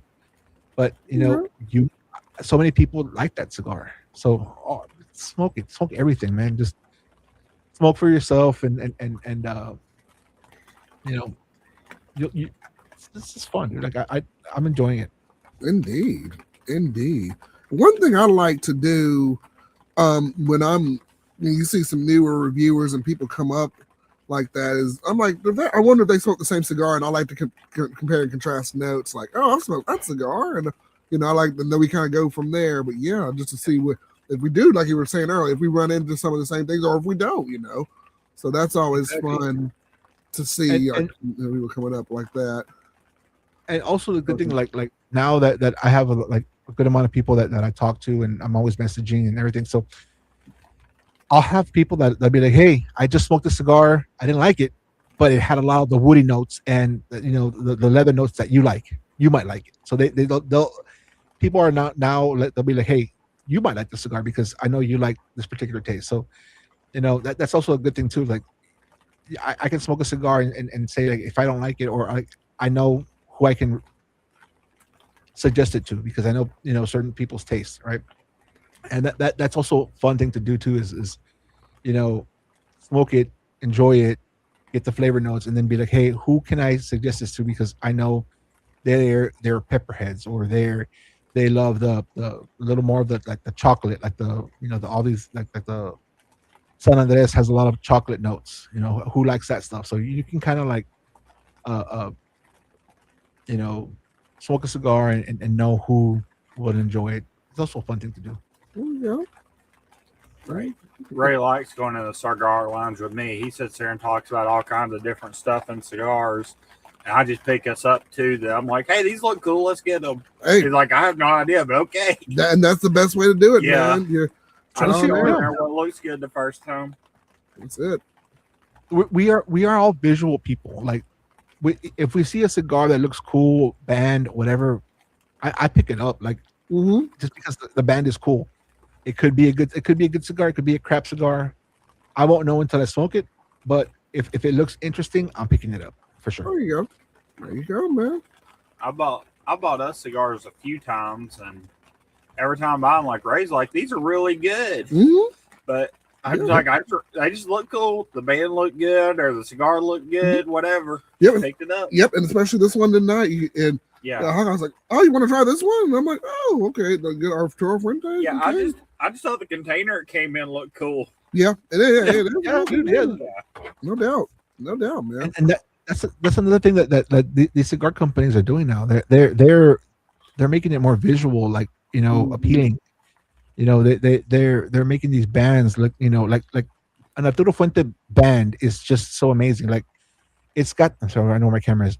It's got the gold, it's got the red, it's got, it looks like a I think, to me, this looks like a championship belt, like I don't know, like a wrestling or boxing championship belt. If you look at it, so like, to me, I'm a huge wrestling person. So like, when I see a band like this that looks like a belt, I'm like, that's badass. I need to, I want to try it out, right? Or stuff like that.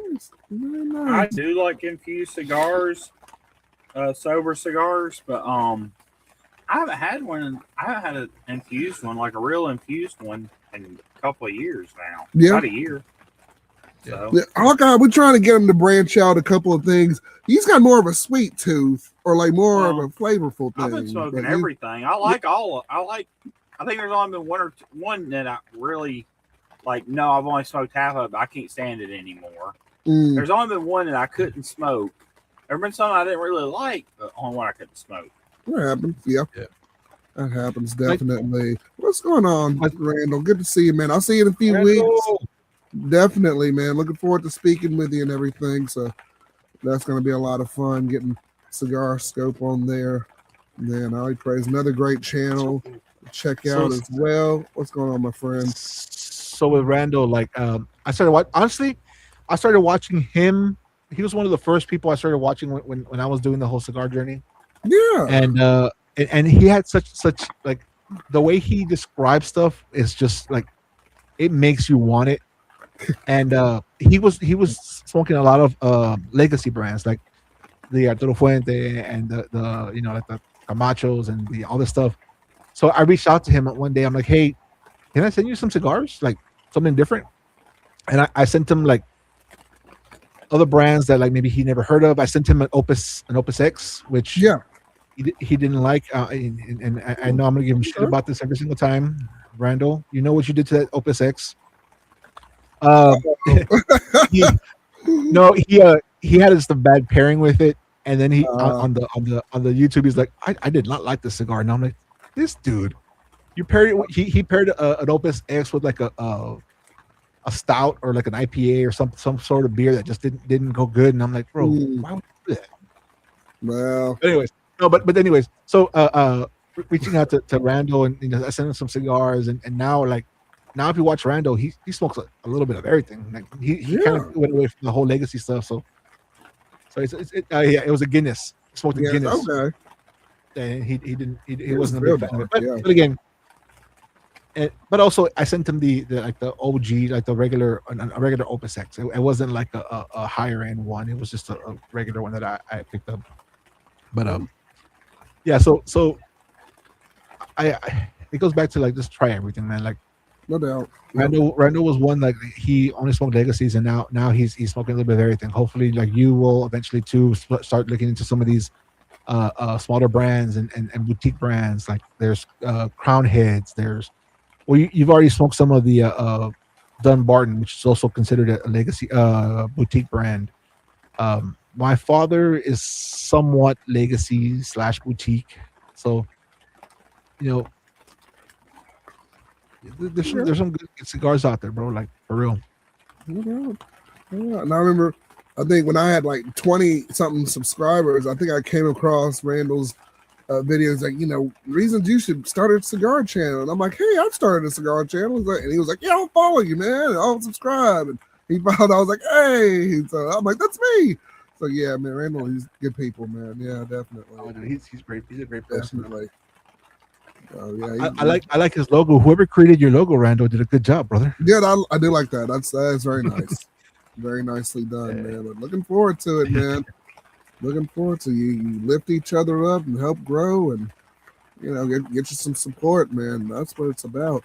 And this, unfortunately for me, Frank, and I guess everybody in the comment section, I wanted to do like a once a month, kind of like you with the Cigar Society, and I guess the Cigar Lounge too.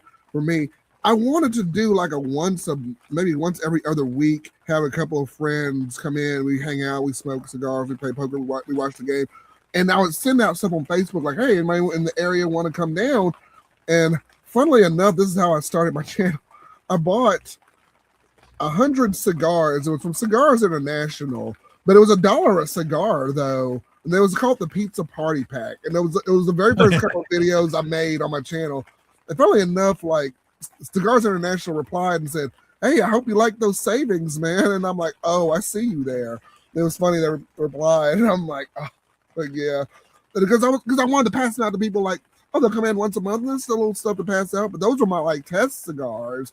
And I started reviewing those, and then the rest came out. So that was where I started with those very light cigars. But there's some good ones, there's some okay ones. But and that's kind of how I started too. Like I would go on Cigars International website and or the cigar bid stuff, right? And you pick up a lot. They gear a lot more toward the legacy brands and lighter cigars and stuff. So. But I mean, that's where we all started. And then there's some good cigars out there, man. I'm not gonna say legacy brands are bad. There's some really good ones. Perdomo makes some great ones. Yeah. What did I have the other day? La Galera. There's other like these little brands that you see on Cigars International that are good, man. Like, even though those like the 40 pack for like $50, whatever the hell those are. Dude, you could find some good cigars and like honestly, those are good cigars to like give to friends that come by that maybe aren't good, big cigar smokers, and you don't want to give them your Fuentes and your Opuses and stuff. So give them those, man. There you go. That's perfect. Yeah. Like recently we had this past week we had Samurai cigars. Now they are a little more boutique brand, but dude, each cigar is like $45, and they're pricey. They're pricey, dude. Like I just reached out to because they had just gotten a brand new VP of sales, and I reached out to him and I was like, hey, you want to be in the podcast? And he was like, yeah. It was his first podcast ever, so he wanted to do it right. So he sent us like 15 cigars for like 3 each, whatever to smoke.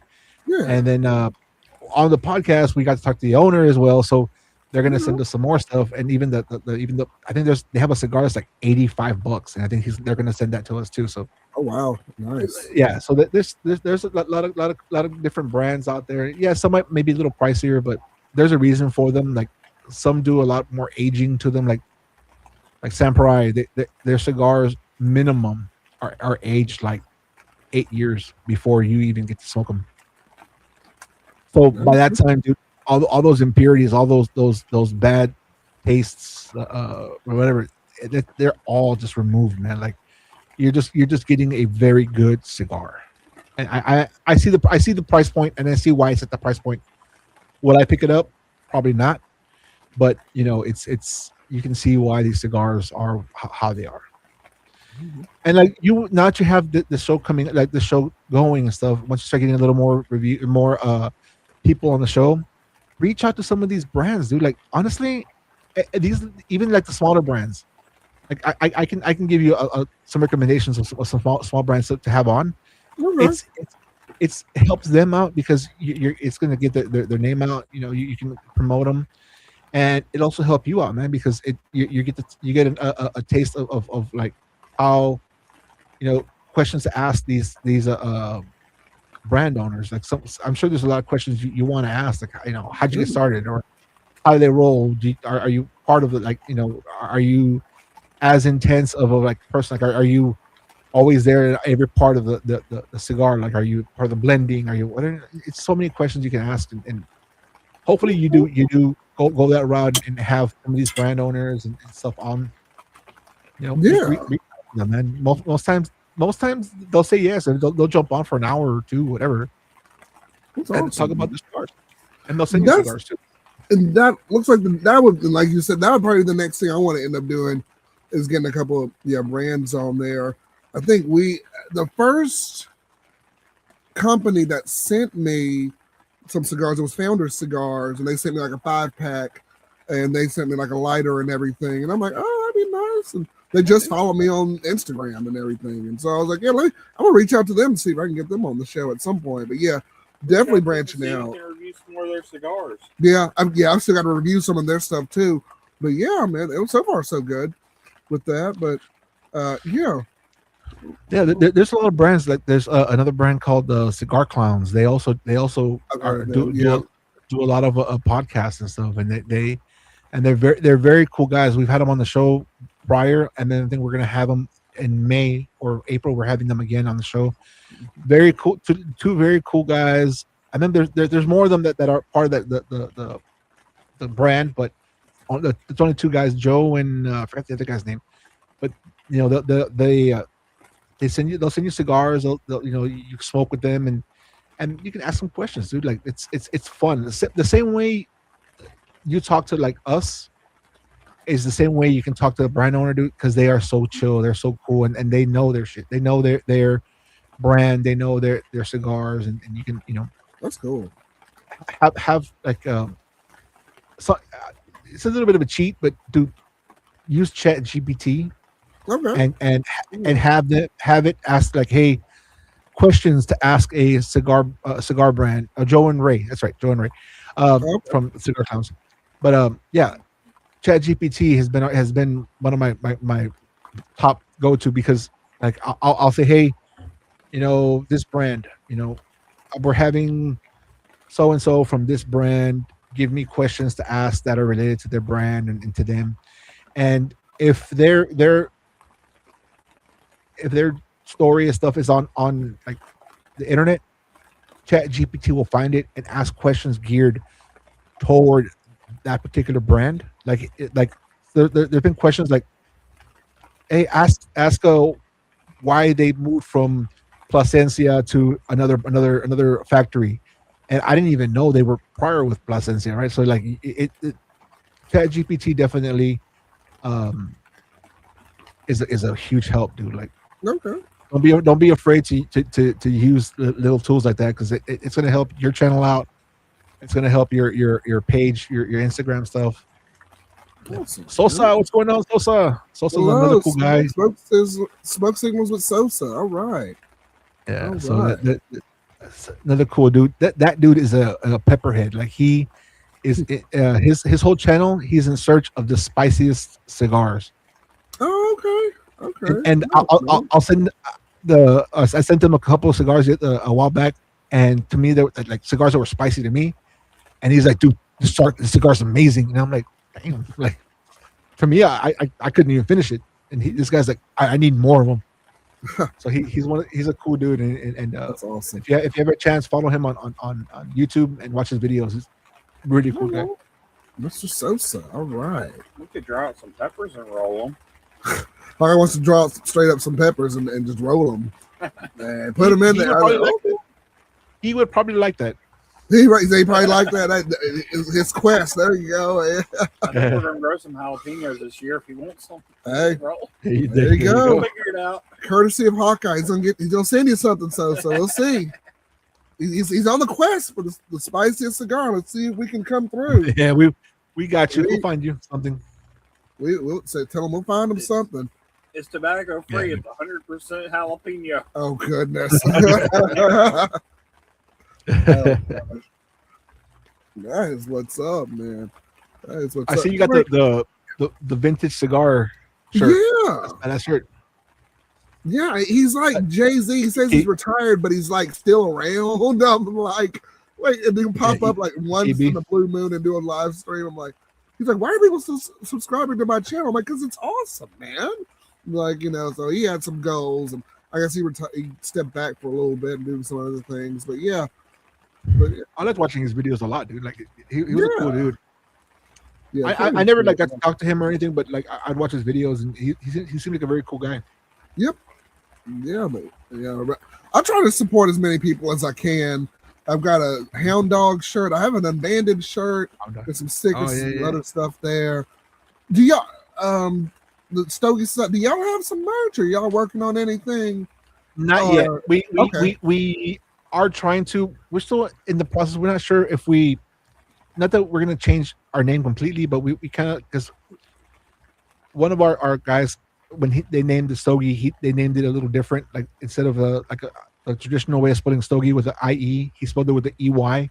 Okay. So we don't know if we're gonna go and stick with that or try to change it to the OG way of spelling Stogie.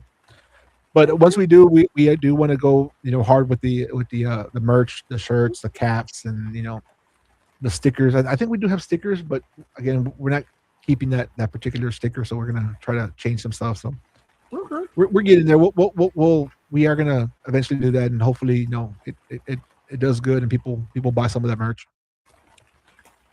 Awesome. We're trying our hardest to bring that podcast up a little bit, and get brand sponsorships and stuff like that. So.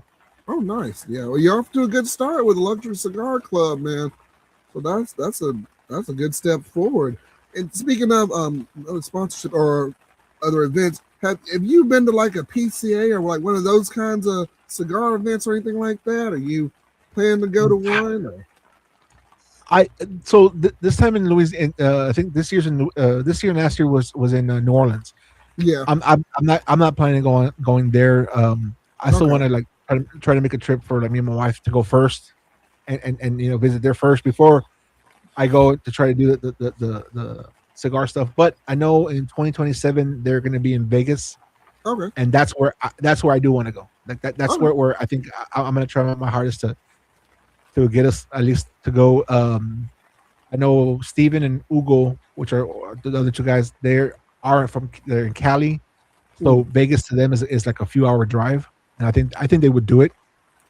Whereas like Randall and myself, Randall's in North Carolina, and I'm in Texas, so it would be a flight. But hopefully once we get a little more sponsors, we get a little financial sponsors, then we can probably use that to pay for our flights and our hotels and stuff to actually go out there. But this year, I'm not going, but we are going to have representation. Well, Steven, who's again a very cool guy, he's going out there. He's going to represent his brand, and he's also going to represent Stogie Society podcast, and get in touch with some of the brand owners, and hopefully eventually have them on our show.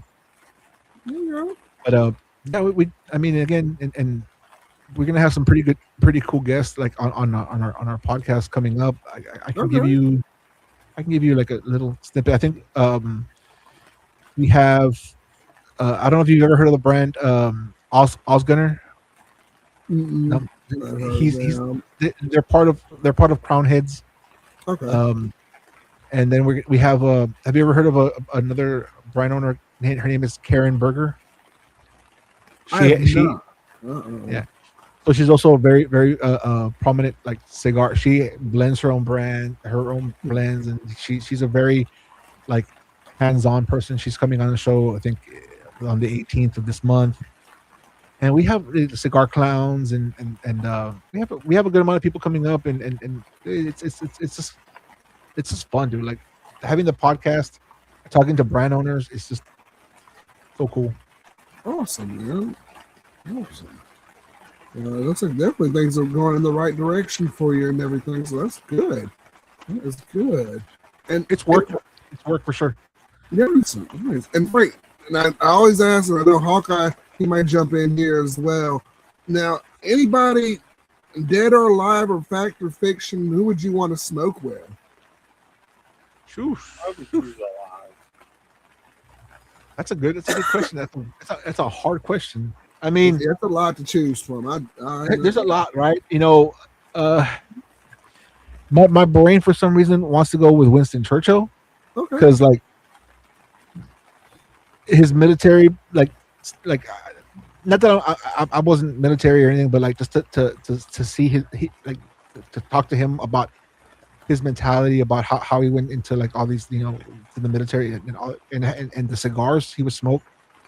That would be like the coolest person to smoke with, right? But then like someone that's alive right now,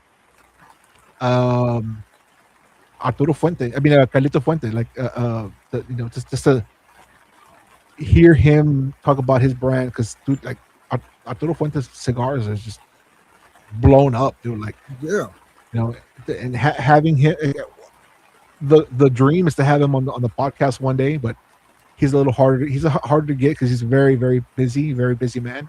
Yeah, but it would be the person alive that I would want to have a cigar with, and person that no longer, you know, is with us would probably be Winston Churchill. Like, I don't know what it is about the allure of that dude. He's just, you know, he's the most like prominent cigar person, you know. Yeah. The whole point of a Churchill cigar was because he wanted that particular size. So like, you know, he has a footprint in the cigar community just for that alone, right? Yeah. Just like Fidel Castro was the main reason we have Lanceros now. Like the Lancero cigars, which are the 7x43 or something like that. They're because of Fidel Castro. That's the size that he loved. So that whenever you smoke a Lancero cigar, it's because of that dude, or a Churchill is because of Winston Churchill. You know, for me, it would be dead or not with us anymore. Definitely Tupac Shakur, because he's just he's just a unique individual. I like to just pick his brain and just kind of know kind of where he came from, and kind of. I mean, I watched it's a documentary, The Resurrection, and I was just like, oh shoot, you know, some of the things he was saying, some of his ideas and philosophies that were really interesting. And somebody alive, I guess. It's gonna sound kind of weird, either Michael Jordan or Steve Harvey, because Steve Harvey's big into cigars, man, for sure. And I'm like, it'll just be unique to kind of talk to them and just kind of be like, hey, they're just their career and their background and everything, just to talk to them as well.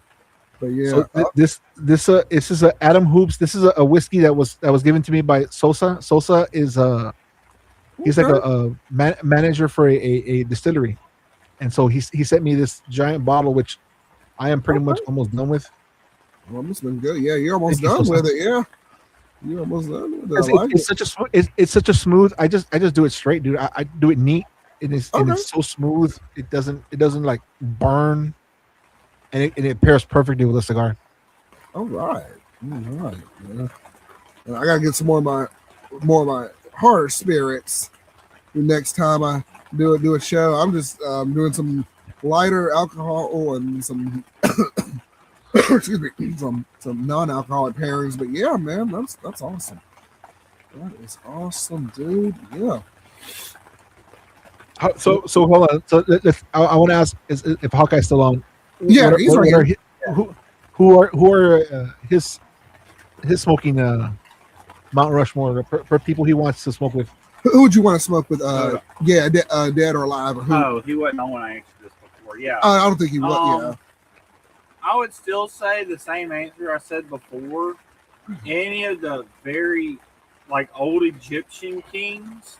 If I could break language barriers, I would love to talk to one of the old Egyptian kings, like from when the Great Pyramids were built, or even maybe before that. And then Attila the Hun would actually also break the language barrier, but I'd like to talk to him. I've heard some very interesting things about them, and it would be, it's one of those, it would be a whole culture shock. It would be a whole, you're hearing from a whole perspective of history that was never written down. So nobody really knows much of anything about either period. Yeah, dude. Honestly, like what you hear about them on in history, it's a lot of hearsay. Like you don't really know what how they have to say, right? Like how they went through their whole life, right? You're based on somebody's story about them. So yeah, Right. talking to someone like that would be freaking amazing. Like I never, my answer was more based on like people in the cigar community, but like that's pretty good answer, man. I like that. Yeah. Attila the But Hun would be like just he was a warrior. That dude was just a freaking Well, amazing. my kind of my thing is I'd love to know how they built the Great Pyramids and why they built the Great Pyramids. Yeah. Because most of them weren't used as graves. They weren't used as graves. They were just there. right. Like we have chambers we claim that they should have been buried in. But there's no evidence anybody's ever buried there. Correct. With Attila the Hun, he was. I've heard a lot of confliction about him, and I'd like to know which side is true. I've heard he was very immoral, like extreme contradiction. Like he is very immoral, he's very hateful and mean. But I've also heard the completely contrary that if anybody ever took over your kingdom, you wanted it to be them. Like they always treated you the best, which is why he had such an easy time because they knew he was going to treat them well. A lot of people didn't want to not get taken over by him. That's a good answer. I like that. How about alive? How about alive? Alive?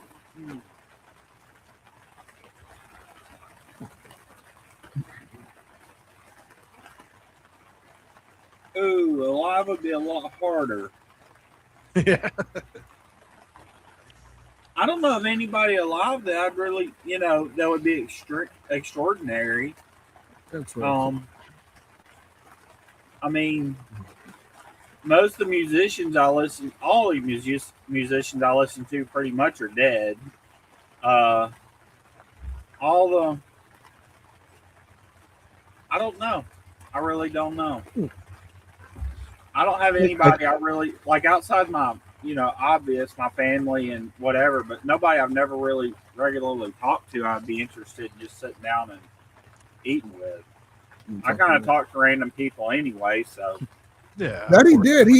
Funnily enough, we were in the cigar lounge yesterday, and we were just hanging out talking to these two young kids. They were just 21. Like, I'm 21, man. I'm smoking my first cigar, man. What do y'all think and everything?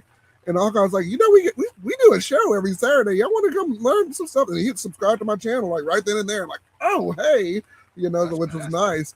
And Hawkeye's like, man, if we were in here, I could get 10 more folks on here. Yeah, if we come in when they're busy, I can get 10 folks. Well, we can get 10, 15 more because he was just going around, talking to everybody and giving some recommendations. That was fun. We were old, though, kind of. Yeah. They were like in their 20s, and I'm like, they had both just turned 21 a couple weeks ago. Yeah, they walked in like, hey, I don't know if they're watching, but yeah, shout out to them. I am the guy that never meets a stranger. Ray just goes around, kind of keeps to himself and, tries to stay away from people that he don't know as much as possible. I'll go around and talk to everybody. I can go through Walmart and have like 6 people remember me. Yeah. And for good reason, but they'll just remember me. Yep. He's a man that way. I'll stand out. And so, like for me, whenever I go to a cigar lounge, like it depends. Like there are times when I just want to chill and relax and just not talk to anybody. Like I'll sit away, or I'll sit outside, even if I'm by myself.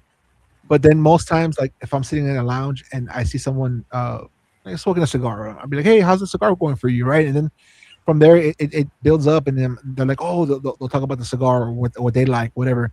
And like I've met so many people, and I've had one of my good friends. His name is Nick. He was a random guy. He was just at the cigar lounge where I was at. He was smoking a cigar, and I was like, "Hey, what are you smoking?" And he's like, "Oh, I'm smoking this one." But he's like, "What are you smoking?" And it went from there. And then we talked for almost about an hour and a half.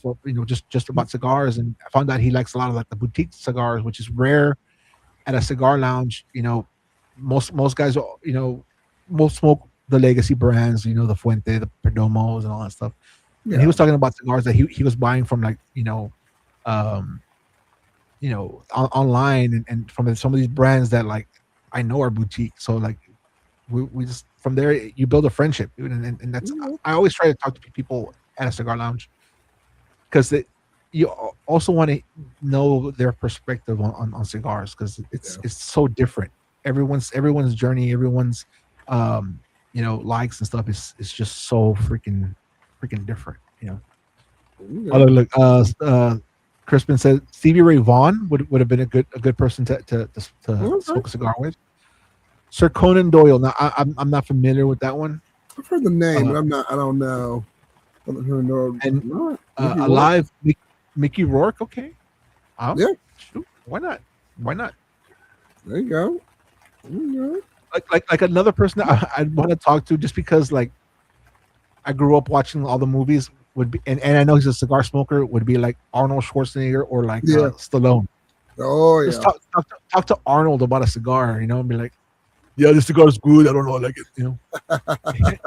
It's just there's a lot of cool people out there. Sir Conan. Oh, he wrote Sherlock Holmes. Okay, I got you. Oh, okay. Oh, nice, very nice, man. That is awesome. I think one of my things is that now, like people that are living, I guess the reason for my list, people that are living, especially living, already, I don't want to know about your life now. I'm a huge history buff, and I would not to say I'll talk to anybody. I love talking to people, so you can give me anybody. I'll talk to them for an hour or two. Yeah, of course. But if you I don't take that much interest in people's lives actually. Like 5 minutes after talking to you, I forgot half of what we talked about. I just forget about it and move on. I mean, if you're important to me or I see you regularly, I'll remember some of the stuff in your going on. But I don't care what's going on in your life for real. I got my own life to worry about. I get you. Yeah. I mean, it's not wrong. You're not wrong in that aspect. It's true. That's very true. That is very, very true there. Man. Yeah. Everything's so I take it it's still raining on there because I still hear the rain, huh? Yeah, it's letting up a little bit now, which is nice. Now it's that nice like sound, crisp rain. It's gonna pour down rain in about next 10 minutes. There's a yellow area coming over us. Oh, about 11:15. No, already checked it. No, I like this rain. Just this. It's so peaceful and quiet. And what we had the whole night has been green. This is gonna be yellow. Oh gosh, it's gonna. Yeah. Oh, but that's all right. You know what? I'm gonna enjoy this while I can right now. Shoot. But yeah, man. Is it raining where you are? Okay. It was earlier on. Like today, my wife and I went to go have dinner, and it was pouring, and but like hard rain, and then all of a sudden it just like stopped. So and then the only good thing about it is that earlier on, before it started raining, it was very humid, very hot, and then I guess we got a cold front with this rain, and now it's like fresh. It's cool. Like right now, I have a little fan that's pushing the smoke up, and it's like I'm cold, but it's not terrible. So it's not like freezing cold, but it's cool. Yeah. It's about 60 now. It's getting cooler over here, but it's not too bad. It's been like 80 all day long, but it's like 66 right now over here. So it's nice outside. It's nice outside. Yeah. And do people in Texas, and I don't know if this is true or not, do y'all like keeping your temperature to 78 inside your house? That's what I hear. I don't know if it's true. So, maybe it's not. I don't know. So when growing up, our house was always at like 79, 80 degrees because during summer times though, like it does get hot. Like I'm from a little town south of San Antonio. I live in San Antonio now, but I'm from a little town south of San Antonio, and dude, the summers got into like one in the 105, 106. When I lived in Laredo, which is a little further down from that, it would get like 117, 15 in summer. So having the house at 80 actually doesn't feel bad. But now here in San Antonio, it doesn't get as hot. So we keep our house at about 75, 74, which is cool and nice. But yeah, I do see where 78 would be okay. What do y'all keep your y'all's at? 68. Between 68 and 70. That's my sweet spot. Now, Cigar Apostle, I wouldn't do it in the winter now. The 68 right now, yes. But in the winter, a little bit warmer. But yeah, but I agree with that. But yeah, okay. I'm 68 year round unless it's like a really long bad winter like it was this year. Yeah. We had like a really long, it never got single digits like it has a couple of times in the past, but it was always 20 degrees. It was like 20 degrees the whole winter. Yeah, Lord, we never get that. It was rough. Yeah, it was rough. I like 68 until that point toward the end of the winter when I got so dang tired of cold that I had to crank it up. Yeah, I agree with that. I agree with that there. I'm trying to get a beer out of my fridge. I'm gonna do a beer. Okay, got your ale. Nice. An imperial milk stout. All right. Okay. Creme brulee.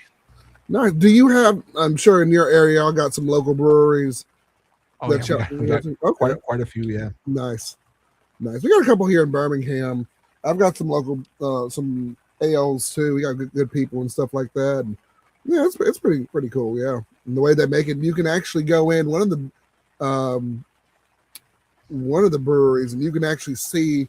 They'll show you like the factory in the bar, and then you got the bar area. And I'm like, oh, okay, you can see all the stuff, how they make it in the factory. But yeah, absolutely. That's yeah. Awesome. I love doing that. I love going to breweries and trying out some of the beers and stuff. Like I said, I'm a huge beer person. Nice. And what's cool is like at first my wife really wasn't, but now she'll enjoy. Like we go to a brewery and she can find a beer that she likes, and so it's fun to do that. And then we've done distilleries too. Distilleries are also a very nice thing to do. I don't know if you've done that yet. Go to some of the, and there's one in here in San Antonio. That's the brand is called like Rebecca Creek, right? But you can do a tour. Their tour is like $10, right, a person. Okay. But they have like 20 different bottles of stuff that they make, and they give you a sample of each one.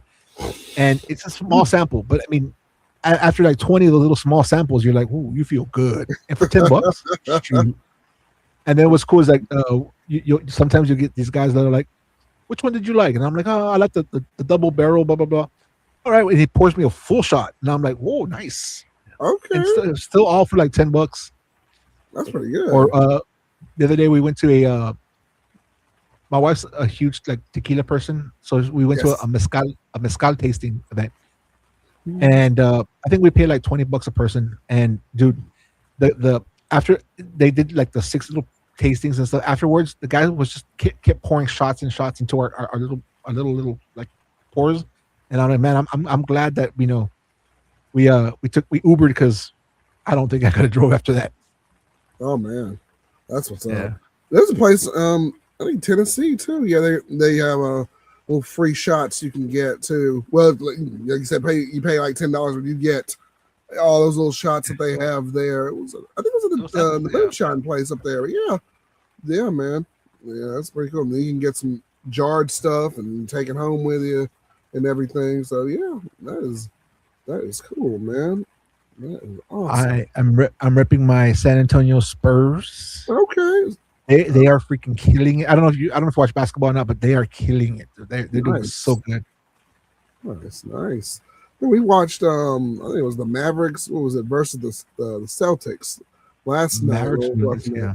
Yeah, they're doing pretty well. Also, yeah, I mean that's awesome, dude. It's incredible. But yeah, man. Now, how many cigars do you smoke a day?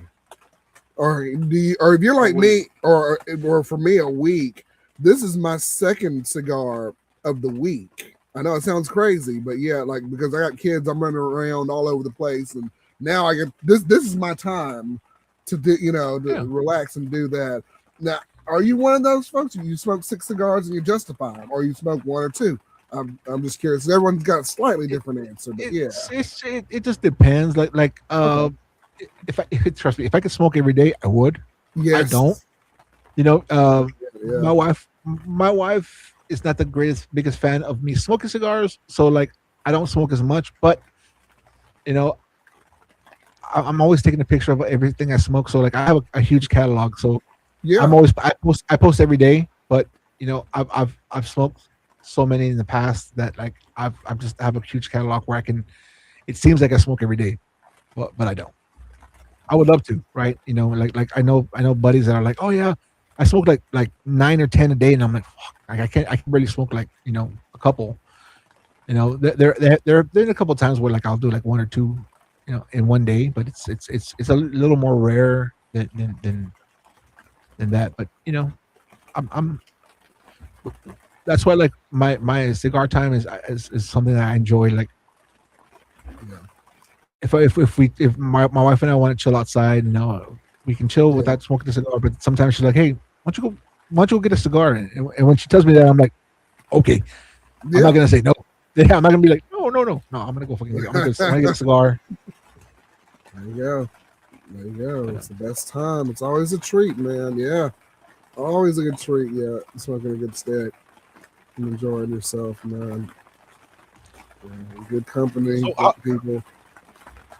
How long do you normally run y'all's podcast, or you'll just until yeah? Not that I want to leave. I'm still good. Like I have. No, you're fine. Yeah. So we usually go 2.5 hours.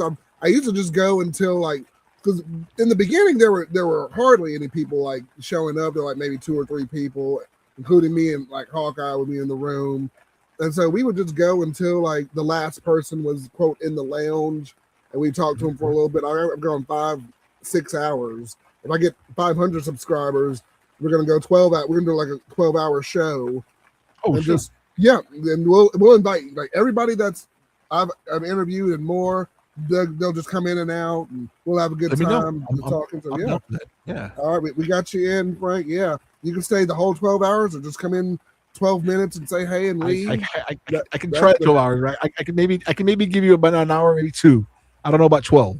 No, I mean if I can pull it, I'll try, right? But it was just something where I'm like, what, we'll have a little fun. We'll have a milestone party and just have a couple people come in and out, and we'll do some fun stuff like that. And we need some good drug recommendations to keep us up 12 hours. Well, got any? Yeah, we're gonna start. I would say like from 9 a.m. to 9 p.m. we'll end it, or something like that, and just we'll have a good time. Yeah. I think that would be the best. Honestly, if y'all do early in the morning, like start 9, I can be on for a couple hours for sure. Mm-hmm. Now, because like on Saturdays, is when I try to record most of my review videos. Okay. So like I'll my wife's asleep, and I'll hop into the garage or be outside, and now I can smoke a cigar and do my review. So like if y'all do like a once this happens and it's like a morning episode, let me know. I'm happy to jump on. We got you, man. Awesome. Count on me for sure. We have a good time. There we go, man. I'm having a great time. I'm having this good conversation. I'm not gonna lie.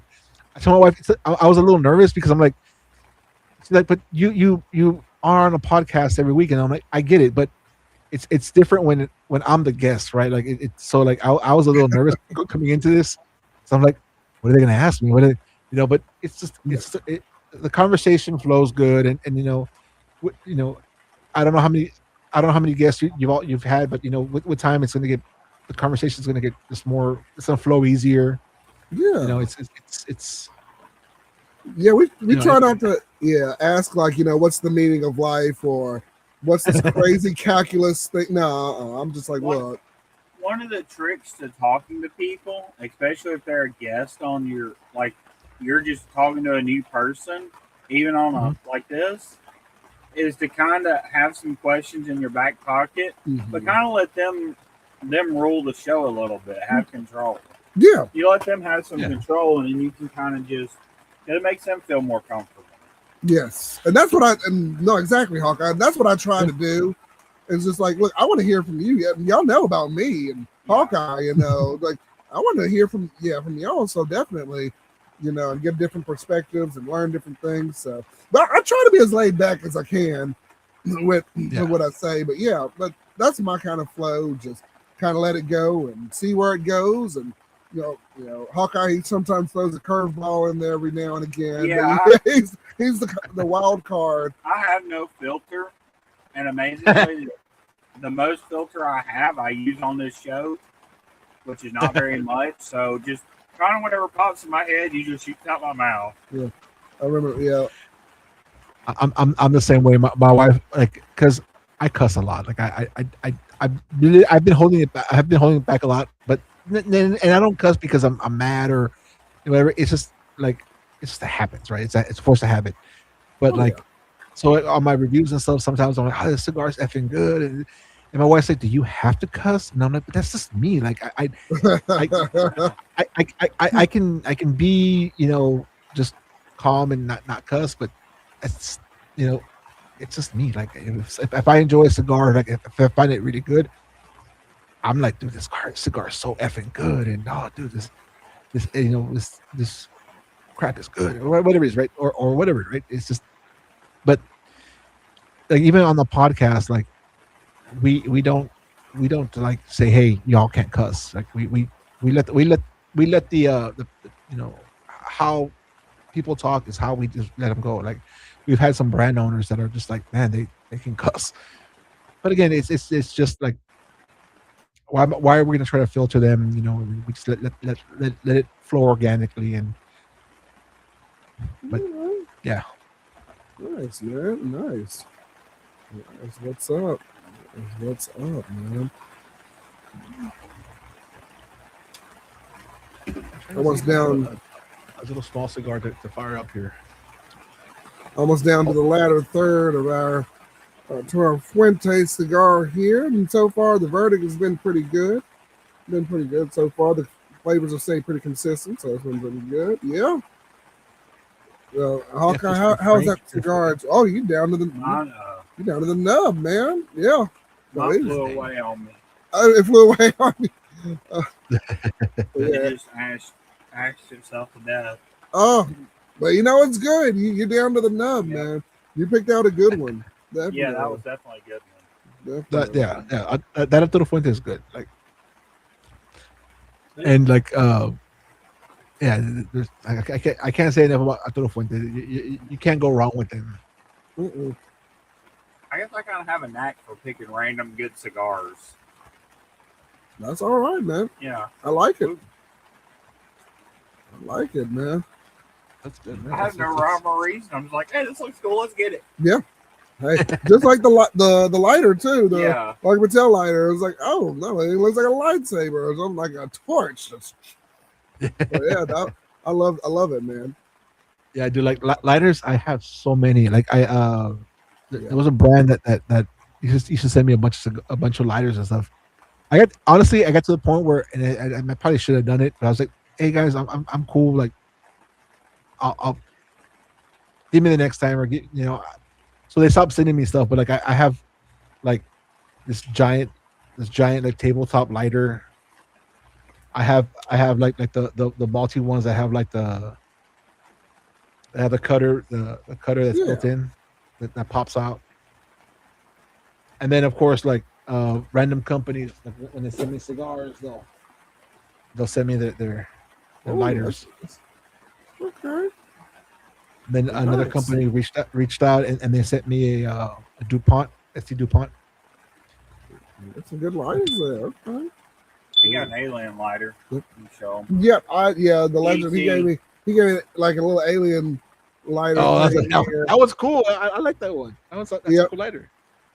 And I was like, oh, okay. My buddy gave me this one for my birthday. And I was like, oh, that's pretty nice. So that was pretty neat. I'm like, aliens do exist and they spit fire. Yes. They must. Hey, we don't know. Maybe they do. That's true. They've cracked the code, Hawkeye. I don't know. I don't know, man. But yeah. There you go. So I guess the question. So do y'all when y'all find a cigar you like, do y'all like go and buy a box of it, or do you buy like a 5-pack? Or I'm not like for me, I don't really do boxes. It's rare that I do boxes, and the boxes I do have are either I've been given cigars, or there's I do Discord, which is like another like chat program, and they have like these raffles and stuff that you enter, and I've won boxes from them. But how do y'all like say like, do y'all buy boxes, or do y'all just buy singles and just try them out, or what do y'all do? I've just now gotten into where I'm getting boxes. I've ordered a couple. So I'd really like the CAO Brazilias. Those are very flavorful, nice, and even better if you age them a little bit more. So I've been getting a couple of boxes of those. The legend, my other co-host who's not here, he got me a box for my birthday of the CAO Brazilias, and I was like, oh my goodness. So they're like the smaller square press ones, not the other ones. But those are really good. I like the Perdomo, the 20th anniversary of the Virgin Sun Grown. I didn't get a box, but I got like a nice little 10. He's got like the award-winning series, so I got that one. And I've got a 5-pack of the Johnny Tobacco now. I think those are going to come in pretty soon. I have not tried those, so that's kind of a risk. I'm just going to hurt it left and right.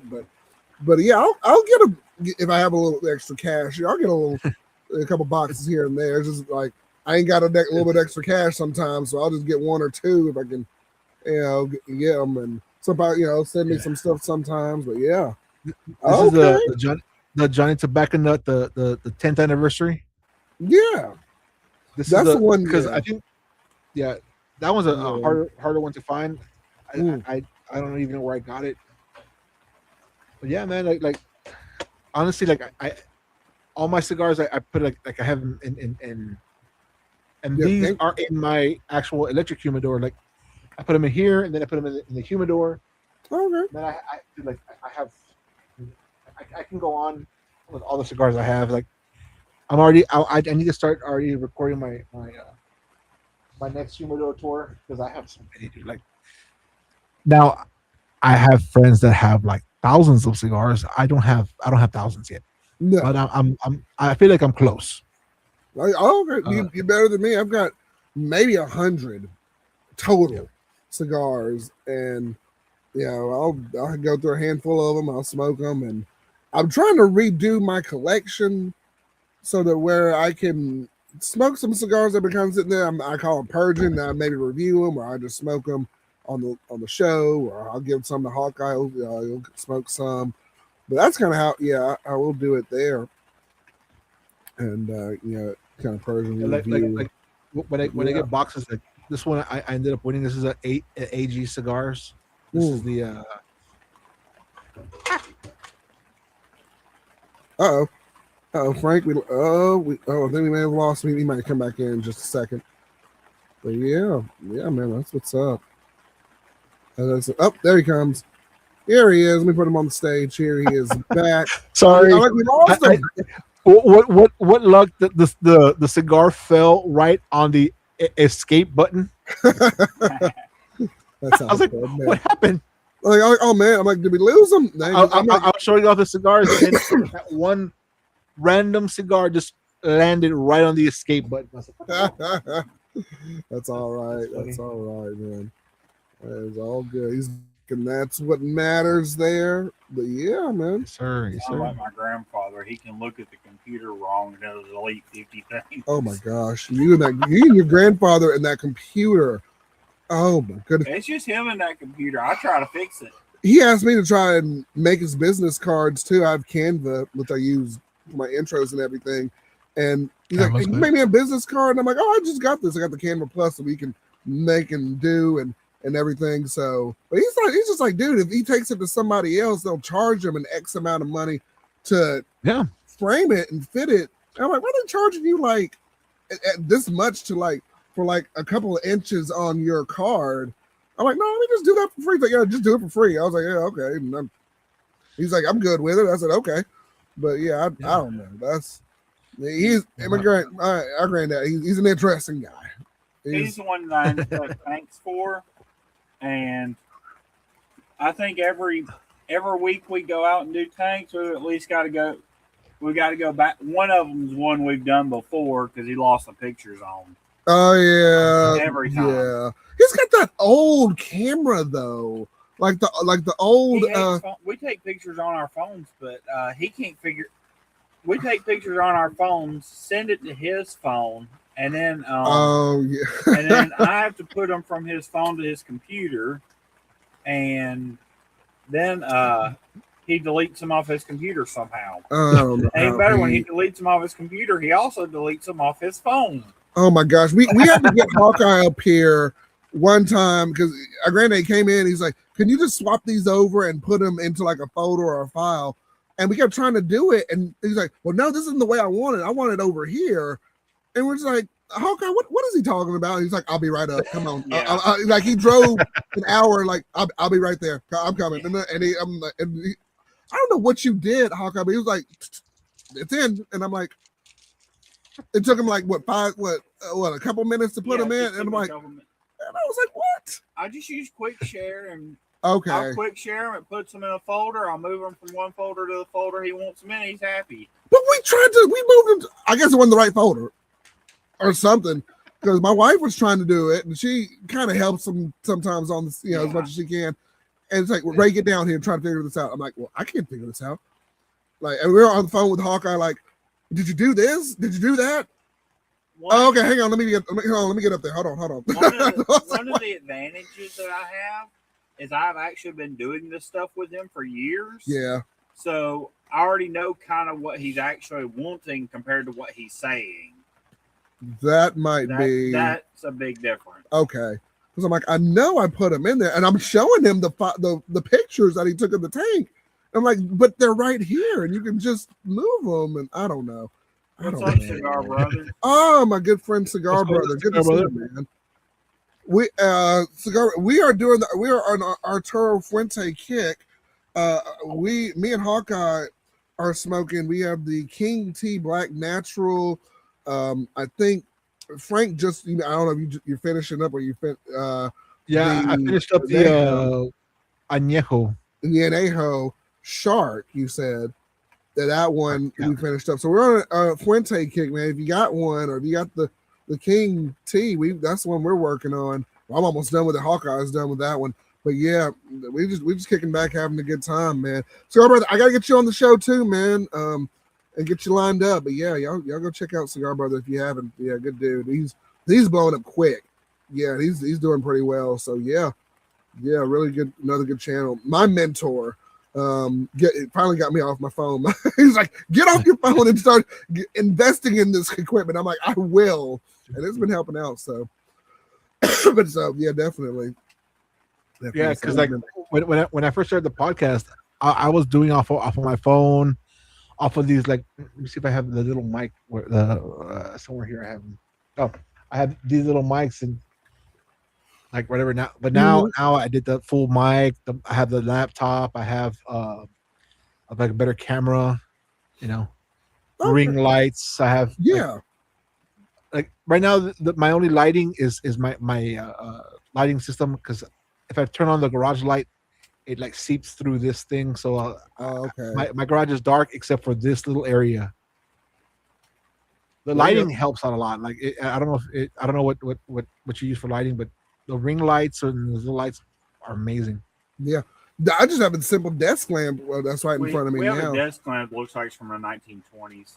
We do, but hey, it works. It does work. It illuminates the building. Oh, although the tent here.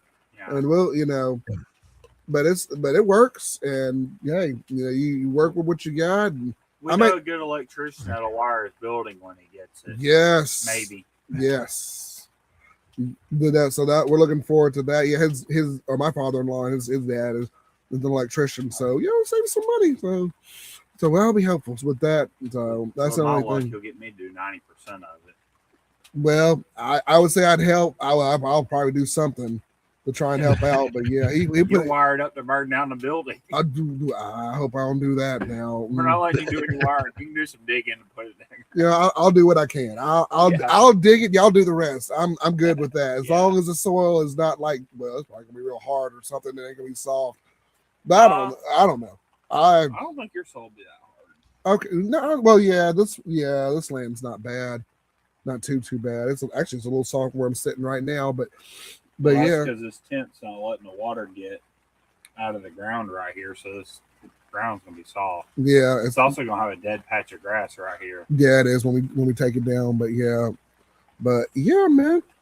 So your tent is sitting on grass right now. Yes. Yeah. It's sitting on the grass. I was gonna put a tarp under, but I'm like, well, I mean, it's already in tier, so I was like, there wasn't anywhere else to put. Yeah. So we just did what we could. We put it out here, and then when this goes down, I've got a fence behind me, so we're gonna put the shed there. Then we're gonna put a fireplace on the other side, and kind of have like a little open area so people can come in and out and stuff like that. It'll look real nice. That's nice. That's good. Yeah, definitely. So yeah, that's the next big thing. Oh, thank you, Cigar Brother. But yeah, we've come a long way from that. So honestly, I think I almost like the tent, except when it's really windy. The rain don't bother me that bad, but wind. Oh, the wind was bad. Yeah, except when it's really windy. I think I like this better than actually having the shed. Yeah, it's nice in the summertime when it's like you got some nice light rain like this. It's good. Mm-hmm. And then but yeah, we were on a podcast. I listened back to the show, and the wind wasn't dominant in the sound, but you could kind of hear it. But where we were sitting, it was like, and I'm like, I'm sorry, I can't hear you. Hold on. I couldn't hear you talking. Yeah, it was. Yeah, and he's sitting right across from me, and like I can hardly hear you. I can't really hear the guest either. So we're trying to lean in, like, but hopefully a lot of that'll get fixed over. But yeah, and Cigar Brother had a question for you, Frank. What's your go-to cigar, or what you working on right now? So yeah. So go-to cigar. I mean, so right now I'm on a huge Alex Gales kick. So like I've been doing a lot of Alex Gales cigars. So Alex Gales is a good one. I love Arturo Fuente. Like honestly, I've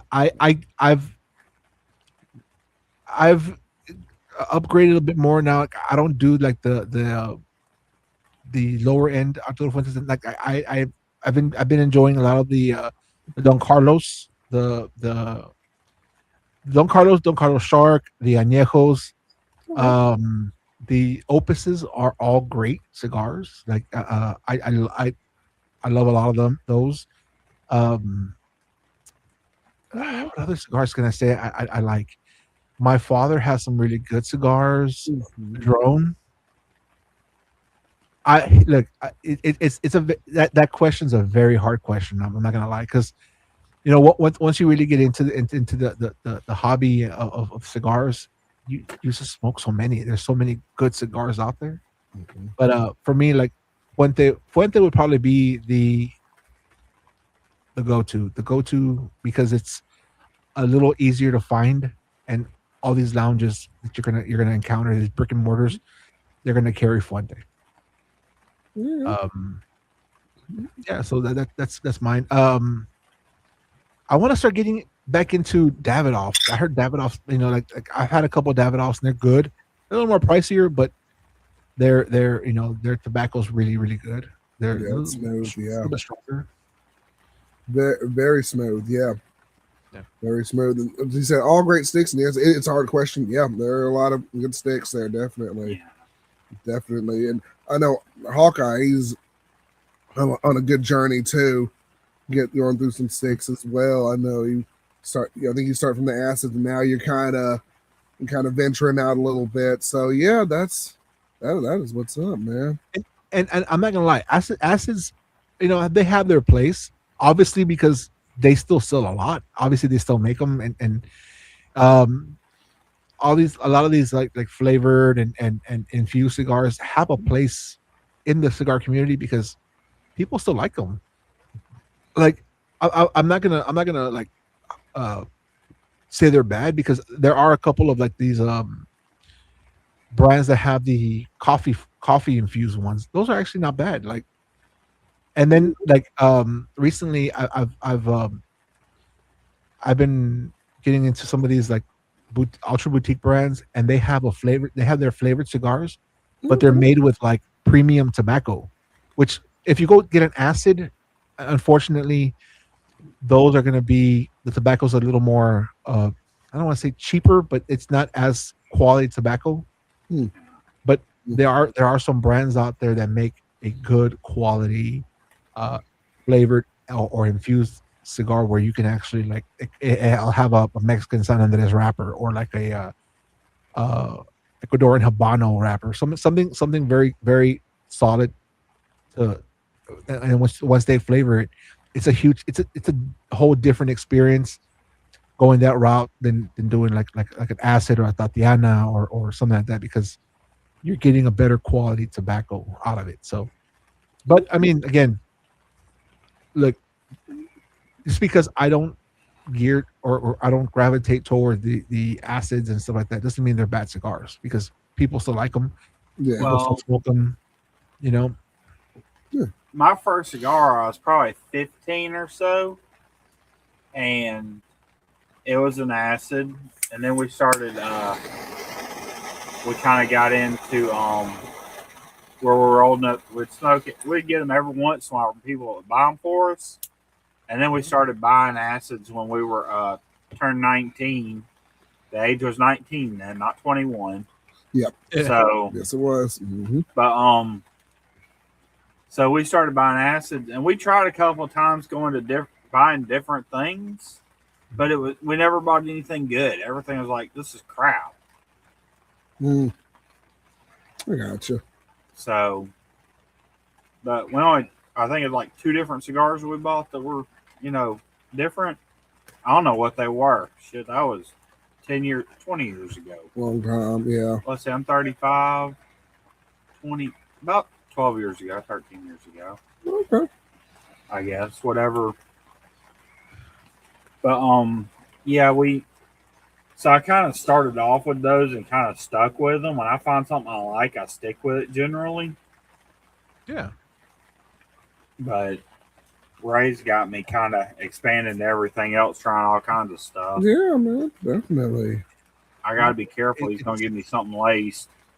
No,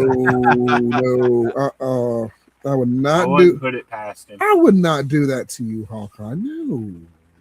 He's going to be sitting over there talking. I'm going to be sitting here, what's wrong with you? What the hell did you give me? I don't know. People assume that Hawkeye like sleeps on that chair over there. He's like, is Hawkeye okay? He's like, yeah, he's good. Yeah, but yeah. And speaking of Winston Churchill, I have maybe another guest. This is Winston Churchill. I got him from New Orleans at the the World War II Museum over there. And I'm like, I've got to have this. And I just put him on there. But that's Winston Churchill. That is a cool little ducky, dude. There you go. So he hangs out in the lounge chilling with a suit and a cigar there. But yeah. So Davidoff is out of my price range. Now I will say Davidoff does have a couple of cigars that aren't that pricey, and they're pretty good. They're not big cigars, but if you want the Davidoff experience, there's some that are like in the $12 to $15 range. If that's if that's still within your range. I mean, of course, they do have their 50, 60. I think they even have like one of the most expensive cigars is like $750 a cigar, which I no. Yeah, I think the rapper 2 Chainz actually made I think one of the main guys from Davidoff brought him a box of, I don't even remember what the Davidoff cigar was, but it was like, man, this is $500 stick. Yeah. Okay. Yeah. I think there was the expensivest shit. His show he had. And they brought him the Davidoff Royale, which is $250 a cigar. Yeah, he was like, "What, bro?" I was like, "What?" Yeah. For some tobacco. He was like, "Yeah." Like, "Yes, sir. This is what it is." And it was like, "Oh, all right." When he just smoked one on the show, it was like, "Well," but I was like, "Yeah." And people smoke them, dude. Like people. I mean, I've been in lounges. Like I've been in one of my local B&Ms where a guy has come by and picked up like 2 or 3 of the $750 ones, and I'm like, "Damn, what's it like to have money?" Exactly. Yeah, I'm like, dang gum. I think people that buy those cigars at a certain point, you're just paying that much for a cigar to show that you can pay that much for a cigar. Yeah, it's to show off. Yeah, that's the only reason you're paying that high price, to show off. Yeah, I'm like, I wouldn't pay that much for a stick. There's a certain point to where you can't make it any better, and there's so many different $12 to $50 cigars that you gotta have one of those that tastes almost the same as that $750. Yeah, I mean, it can't be. I mean, obviously it's gonna be a little bit off, but it can't be far off. Yeah. Oh. And I'm gonna be honest, my top cigar of 2025, the brand is called Fermin Perez, and the cigar is called Bold. It is a $12 cigar. And it was my top cigar of 2025. It beat out a buddy of mine sent me the brand is called Atabey, an Atabey Black. It is a $65 cigar. Woo. And that $12 cigar smoked better to me than that $65 cigar. That's what's up. Now, not to say that the $65 cigar was good. I'm not gonna lie. If I could swing it every single day, I would smoke that cigar for sure. But there's no need for it. Like Haka was saying, like there's no need for it. There's so many good cigars out there that hit every single note that your palate will enjoy, and it's $12 to $15. I mean, and even that sometimes 12 to 15, certain people, might think that's pricier, but it's all subjective. Like it's you got to find cigars that work for you. Then that goes back to that whole smoke everything. Yeah, because you can find some cigars out there that are very good and not that pricey. Like 20. You don't some of these $20 to $50 cigars might not be as good, but you're just paying for the brand. You're paying for that exclusivity of that particular cigar. Like a lot of the opuses, they're good. I'm not gonna lie, they're good, but I don't know if like there are a couple that are like the Dubai. That's like a $60 cigar. I don't see a point in people buying that cigar. I don't. It's a very good cigar. Yeah. I don't see myself wanting to smoke that every day. Mm-hmm. It's good to try, right? Like, and I've been blessed that I have buddies that will send me these cigars that they buy boxes and stuff like that. Great, like I'll enjoy them, but to physically go out and purchase that, to me. There you go. And what's your favorite? You gotta, like, do you punch? Do you cut? Do you bite it off? Like, how do you start your cigar out, Frank? I don't think anybody bites them off anymore. No, that biting off is old school. But for me, it just depends on, honestly. Like, I'm not one to be like, oh, the straight cut is the best cut, or a V cut is no better.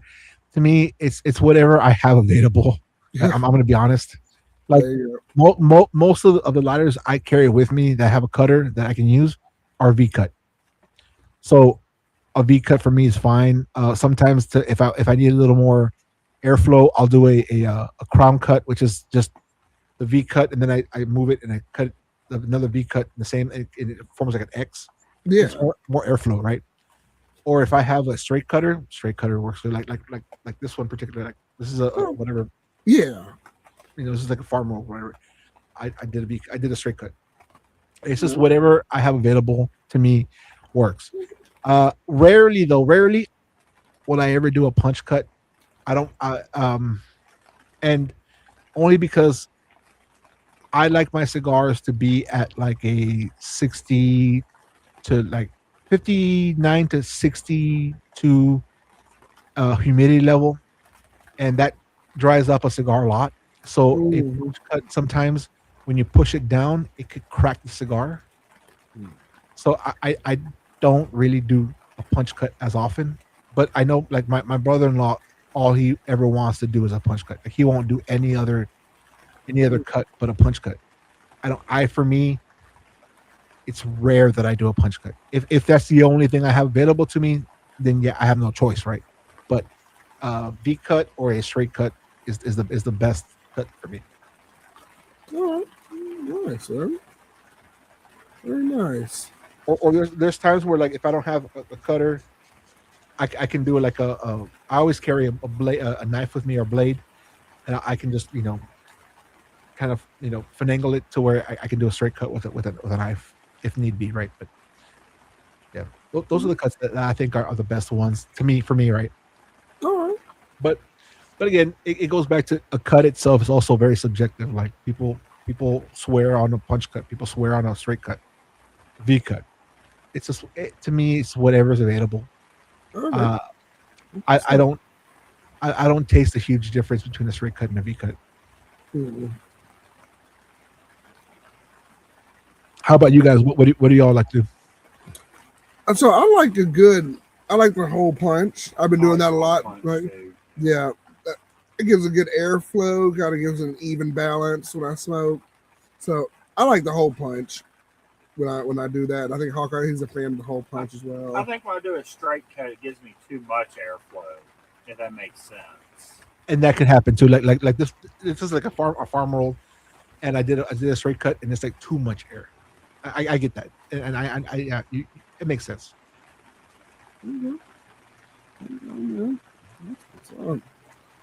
That's what's up, man. Good convo. We're just now coming in. We were talking with Frank from the Texas Cigar Society, enjoying some Arturo Fuente cigars, hanging out with myself, Hawkeye, and the gang here. So definitely go check out Frank of the Texas Cigar Society and the Stogie Society podcast. Check us out here in the lounge. Yeah, man, we're just having a good time on a Saturday night and just doing it big, man. Doing it big, yeah. Right. A good V cut for me, but recently I've been doing straight cut just to remove the cap. Yeah, and that's the thing about a straight cut. Like, you want to just barely nick the cap. You don't want to get any of that, like the filler, because I mean, you could ruin a cigar with a bad straight cut. Mm-hmm. You want to just do it to where it barely clips the cap. Like, I don't know if you can see, like, I'm not sure, see if I can show my cigar. I just barely like nick the cap. I don't go anything past that. Like, I just. I'll ask this too, Frank. Well, what do you do if you are able to smoke maybe multiple cigars at a time? Do you put your cigar down and immediately smoke another one, or do you wait a second and then smoke the next cigar, or do you cleanse your palate? Some people cleanse their palate or something and then go to one. What do you do if you were like maybe like you're gonna have another cigar or something like that? So, on a rare occasion, like this is the time when I have a second cigar, but like it just depends, because certain cigars like will leave that taste in your mouth. Like Arturo Fuente doesn't do that. Like you can literally go into another cigar and it doesn't affect the flavor. But there are some cigars that like leave that aftertaste in your mouth, and that's when you kind of want to like pause, wait, cleanse out your palate, get some water, get a coffee or something to cleanse their palate, and then smoke another cigar. But if you get good tobacco, it shouldn't leave that like aftertaste in your mouth. So it just it depends. Like if I'm it's, and again, it's very rare that I ever do like a second cigar, but it just depends on that cigar. Like if it's a punchier cigar, I will wait. I will cleanse out my palate before I smoke something else, because there's been times where if it's a punchier cigar, it'll the next cigar I smoke, it won't taste like anything to me. So you kind of want to, like, cleanse it. But the one I just smoked right now, the añejo, it had no aftertaste. It just was so good, such a good tobacco. I could jump into something else, and it's perfect. That's what's up, man. That's what's up. I like that. And those, we are also, I know it's a little late in the stream, but we are also streaming on Facebook. There's nobody there right now, but we're all streaming in multiple places. If you want to come jump in and hang out and talk with us, but yeah, we're all over the place. So here, Facebook, and I think with this StreamYard program, I can put one more place. And I was going to do X, but I'm like, X. They're going to try to make you pay to stream on there. I'm like, no, man, I ain't doing all that. So really? They make you pay to stream on X? Yeah, like I wanted to stream on X, and then like you got to get a membership and pay an X amount to stream on there. And I'm like, I don't know, but yeah. So I've just got the Facebook and the YouTube right now. I did Instagram, but you can only do it for like an hour, and then it cuts off. Yeah. And then I'm like, so I got to find. I want to do it like a third place to try and do it, but yeah. So that's what we're looking for next to do that. But yeah, I'm streaming a place. But yeah, man, that's where we are right now, man. And yeah. So I will say though, guys, I probably will have to jump off in a bit, because it's already a little late. But no, it's all good. I do appreciate you guys inviting me out here, and hopefully we get to do this again. And if you do have that 12-hour stream, call on me to join at least for a couple hours, and if y'all have me, absolutely, yeah, I'm down for that. And yeah, dude, like, very good show. I had such a good time. Both you and Hawkeye were just very, very good with the conversation and the questions and stuff. So definitely, man. I definitely do appreciate that. And all right. I wish you nothing but success, dude. Like, cause it's tough. It is tough to like, stream and be on for a while. And, yeah. But yeah, just awesome, man. Well, I'm glad you had a good experience here in the lounge, man. We'll definitely have you back again, hopefully soon. And definitely looking forward to speak to Randall and maybe some of the other guys from the Cigar Society as well. But yeah, man, Frank, appreciate you being here, and come in anytime, man. Yeah, come on down and come join us, man. And yeah, we'll have a good time. We'll smoke another cigar and we'll go from there, man. Yes, sir. Sounds good, brother. Awesome, man. Well, Frank, thank you so much for being on the show. Hawkeye, you got anything? No. All right. He says he's good, man, and that'll do it, man. Well, Frank, all right, guys. Well, I'll catch y'all later. All right, man. Frank, take care, and you have a good night, man. You have a good night. You guys. All right. Take care. Take care. All right. All right. So that was fun. We had Frank there from the Cigar Society and the Texas Cigar Society. He's staying busy with that. So yeah, he's big on Instagram too. So y'all go follow him, go check him out. His link is in the description. If you're not followed and subscribed to him, please do. Or subscribe to us as well if you're not subscribed. And make sure, if y'all want to know, hit the notification bell.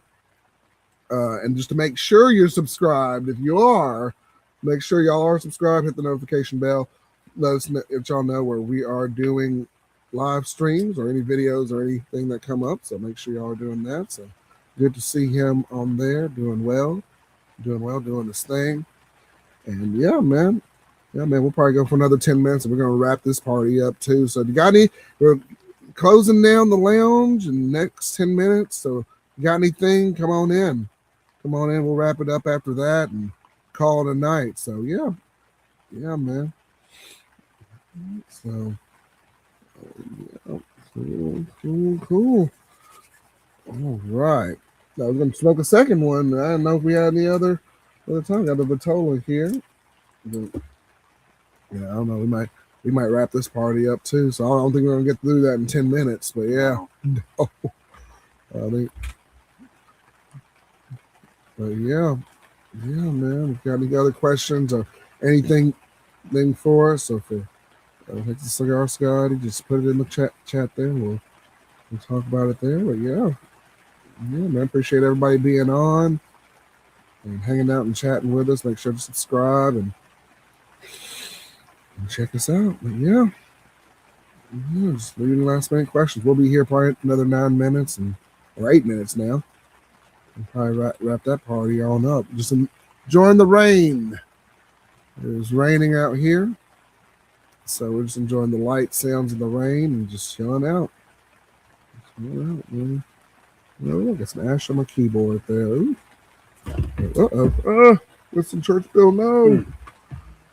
Yeah. We got a message here. All right. Yeah. Yep. Staying along the journey. So, yeah. Oh, we got anything else popping in, pop out. But yeah. Did you read it? No, I haven't read it. Saw who it was from. Oh. No, I don't even know who it's from. Let me see. Yeah, we can. Okay. Yeah, we can hang out for a little bit. Yeah, after the show and chill out. Yeah, well, I mean, we won't stream, but we will. We'll just hang out for a little bit and watch some nice TV and chill. Don't often get to do this, so but throughout the week. But yeah, like I said, y'all want to be a part of the show, y'all just email me at raycigarlounge@gmail.com. If you want to send me anything, send it to that email too. We'll definitely get you on the show. We got a couple of other guests coming up, and we're rocking and rolling. We're rocking and rolling, man. So it's been quite the adventure. I like the adventure here. Very wet out here today. But, man.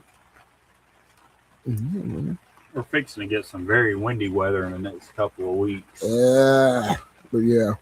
Yep. It's gonna get a little windy. I get somewhere. Well, but when somewhere after time changes, which is tonight, there's about 3 weeks that we get straight tornadoes every week. Yep. 3 or 4 weeks. We're swinging forward, y'all. Yep. Be lighter in the day, but losing a little bit of time on the weekend. But that's okay. It's all right. Fun part is you lose an hour of sleep Sunday night, Ugh. which means I think it's Sunday night. Mm-hmm. So you get to go to work with an hour less sleep. Ugh, I don't need go to less bed sleep. an hour early. Yes, I don't need less sleep. Ugh. Everyone go to bed an hour early Sunday if you got work Monday. You're gonna miss that hour. Yeah, you will. Yes, you will. Yeah, man. We're hanging out, enjoying ourselves. I'll make sure I catch up on the chat here. And we're mostly caught up there.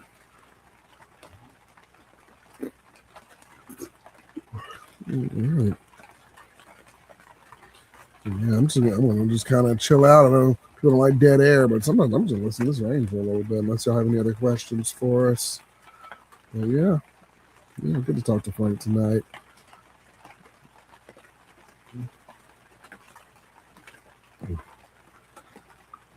That tarp is holding up pretty good. Not too bad. Yeah, not too bad. It's pressed down on the tin a little bit, but it's not too bad. It's not too bad. You getting some rain in over there? Not as much. I moved the tarp over, so it's a lot better now. Oh yeah, that's better. But yeah, and Hawkeye's got to step out. He's staving the rain. Oh, he's gonna get his feathers wet, but it's okay. All right, Hawkeye's gonna go hang out for a little bit. He's gonna step out, but yeah.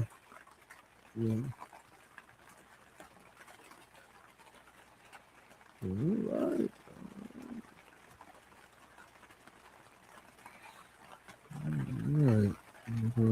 Last call for any questions or anything, or we're going to wrap this party up.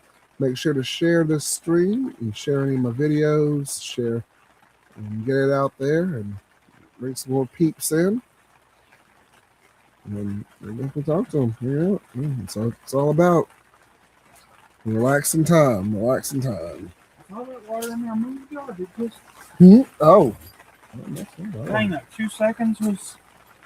Yeah, it might. Yeah, you leave it open, it'll. Yeah, right at the front because it's like coming in. Yeah, a little sideways, but luckily, I tried to open it as low as I could. Yeah, luckily it's not impeding as much as I thought it would. So I guess that's a good thing too. Yeah, we're winding it down here, but thank you all again for coming on the show and leaving your comments and questions. Folks, we hope he starts to feel better and hope he makes a quick recovery from where he is. So, yeah. And thank everybody watching on YouTube, and Facebook. So, we appreciate that there. All right. There's a for the rain for the last few minutes here. Oh, looks like a bug stuck between the There's tent. a bunch of bugs stuck between the tent. I've been following them. Oh, they're not. Well, there was one in the tent, but not. Yeah. My tongue's not quite sticky enough to catch them. I need a little more frog genes. But I don't want to croak.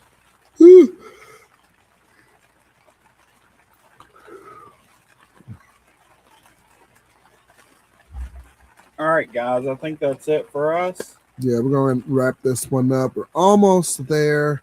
I don't know if I want to round it off to 3 minutes or I just want to cap it off now. Just cap it off now, in my opinion. All right. That's it, man. I don't think we're going to get any other extra questions. Again, guys, thank you so much for joining the show. Special thanks to Texas Cigar Society for jumping in tonight. Somewhat last minute, but, no problem there. And we will see y'all next time on Ray's Cigar Lounge. Check out the videos. Got a couple other things in the works. And we will see you guys then. So y'all have a good evening. Stay dry if it's raining. Stay warm if it's cold. And that's it. We're going to go ahead and end this party. And we'll see you next time. Y'all take care.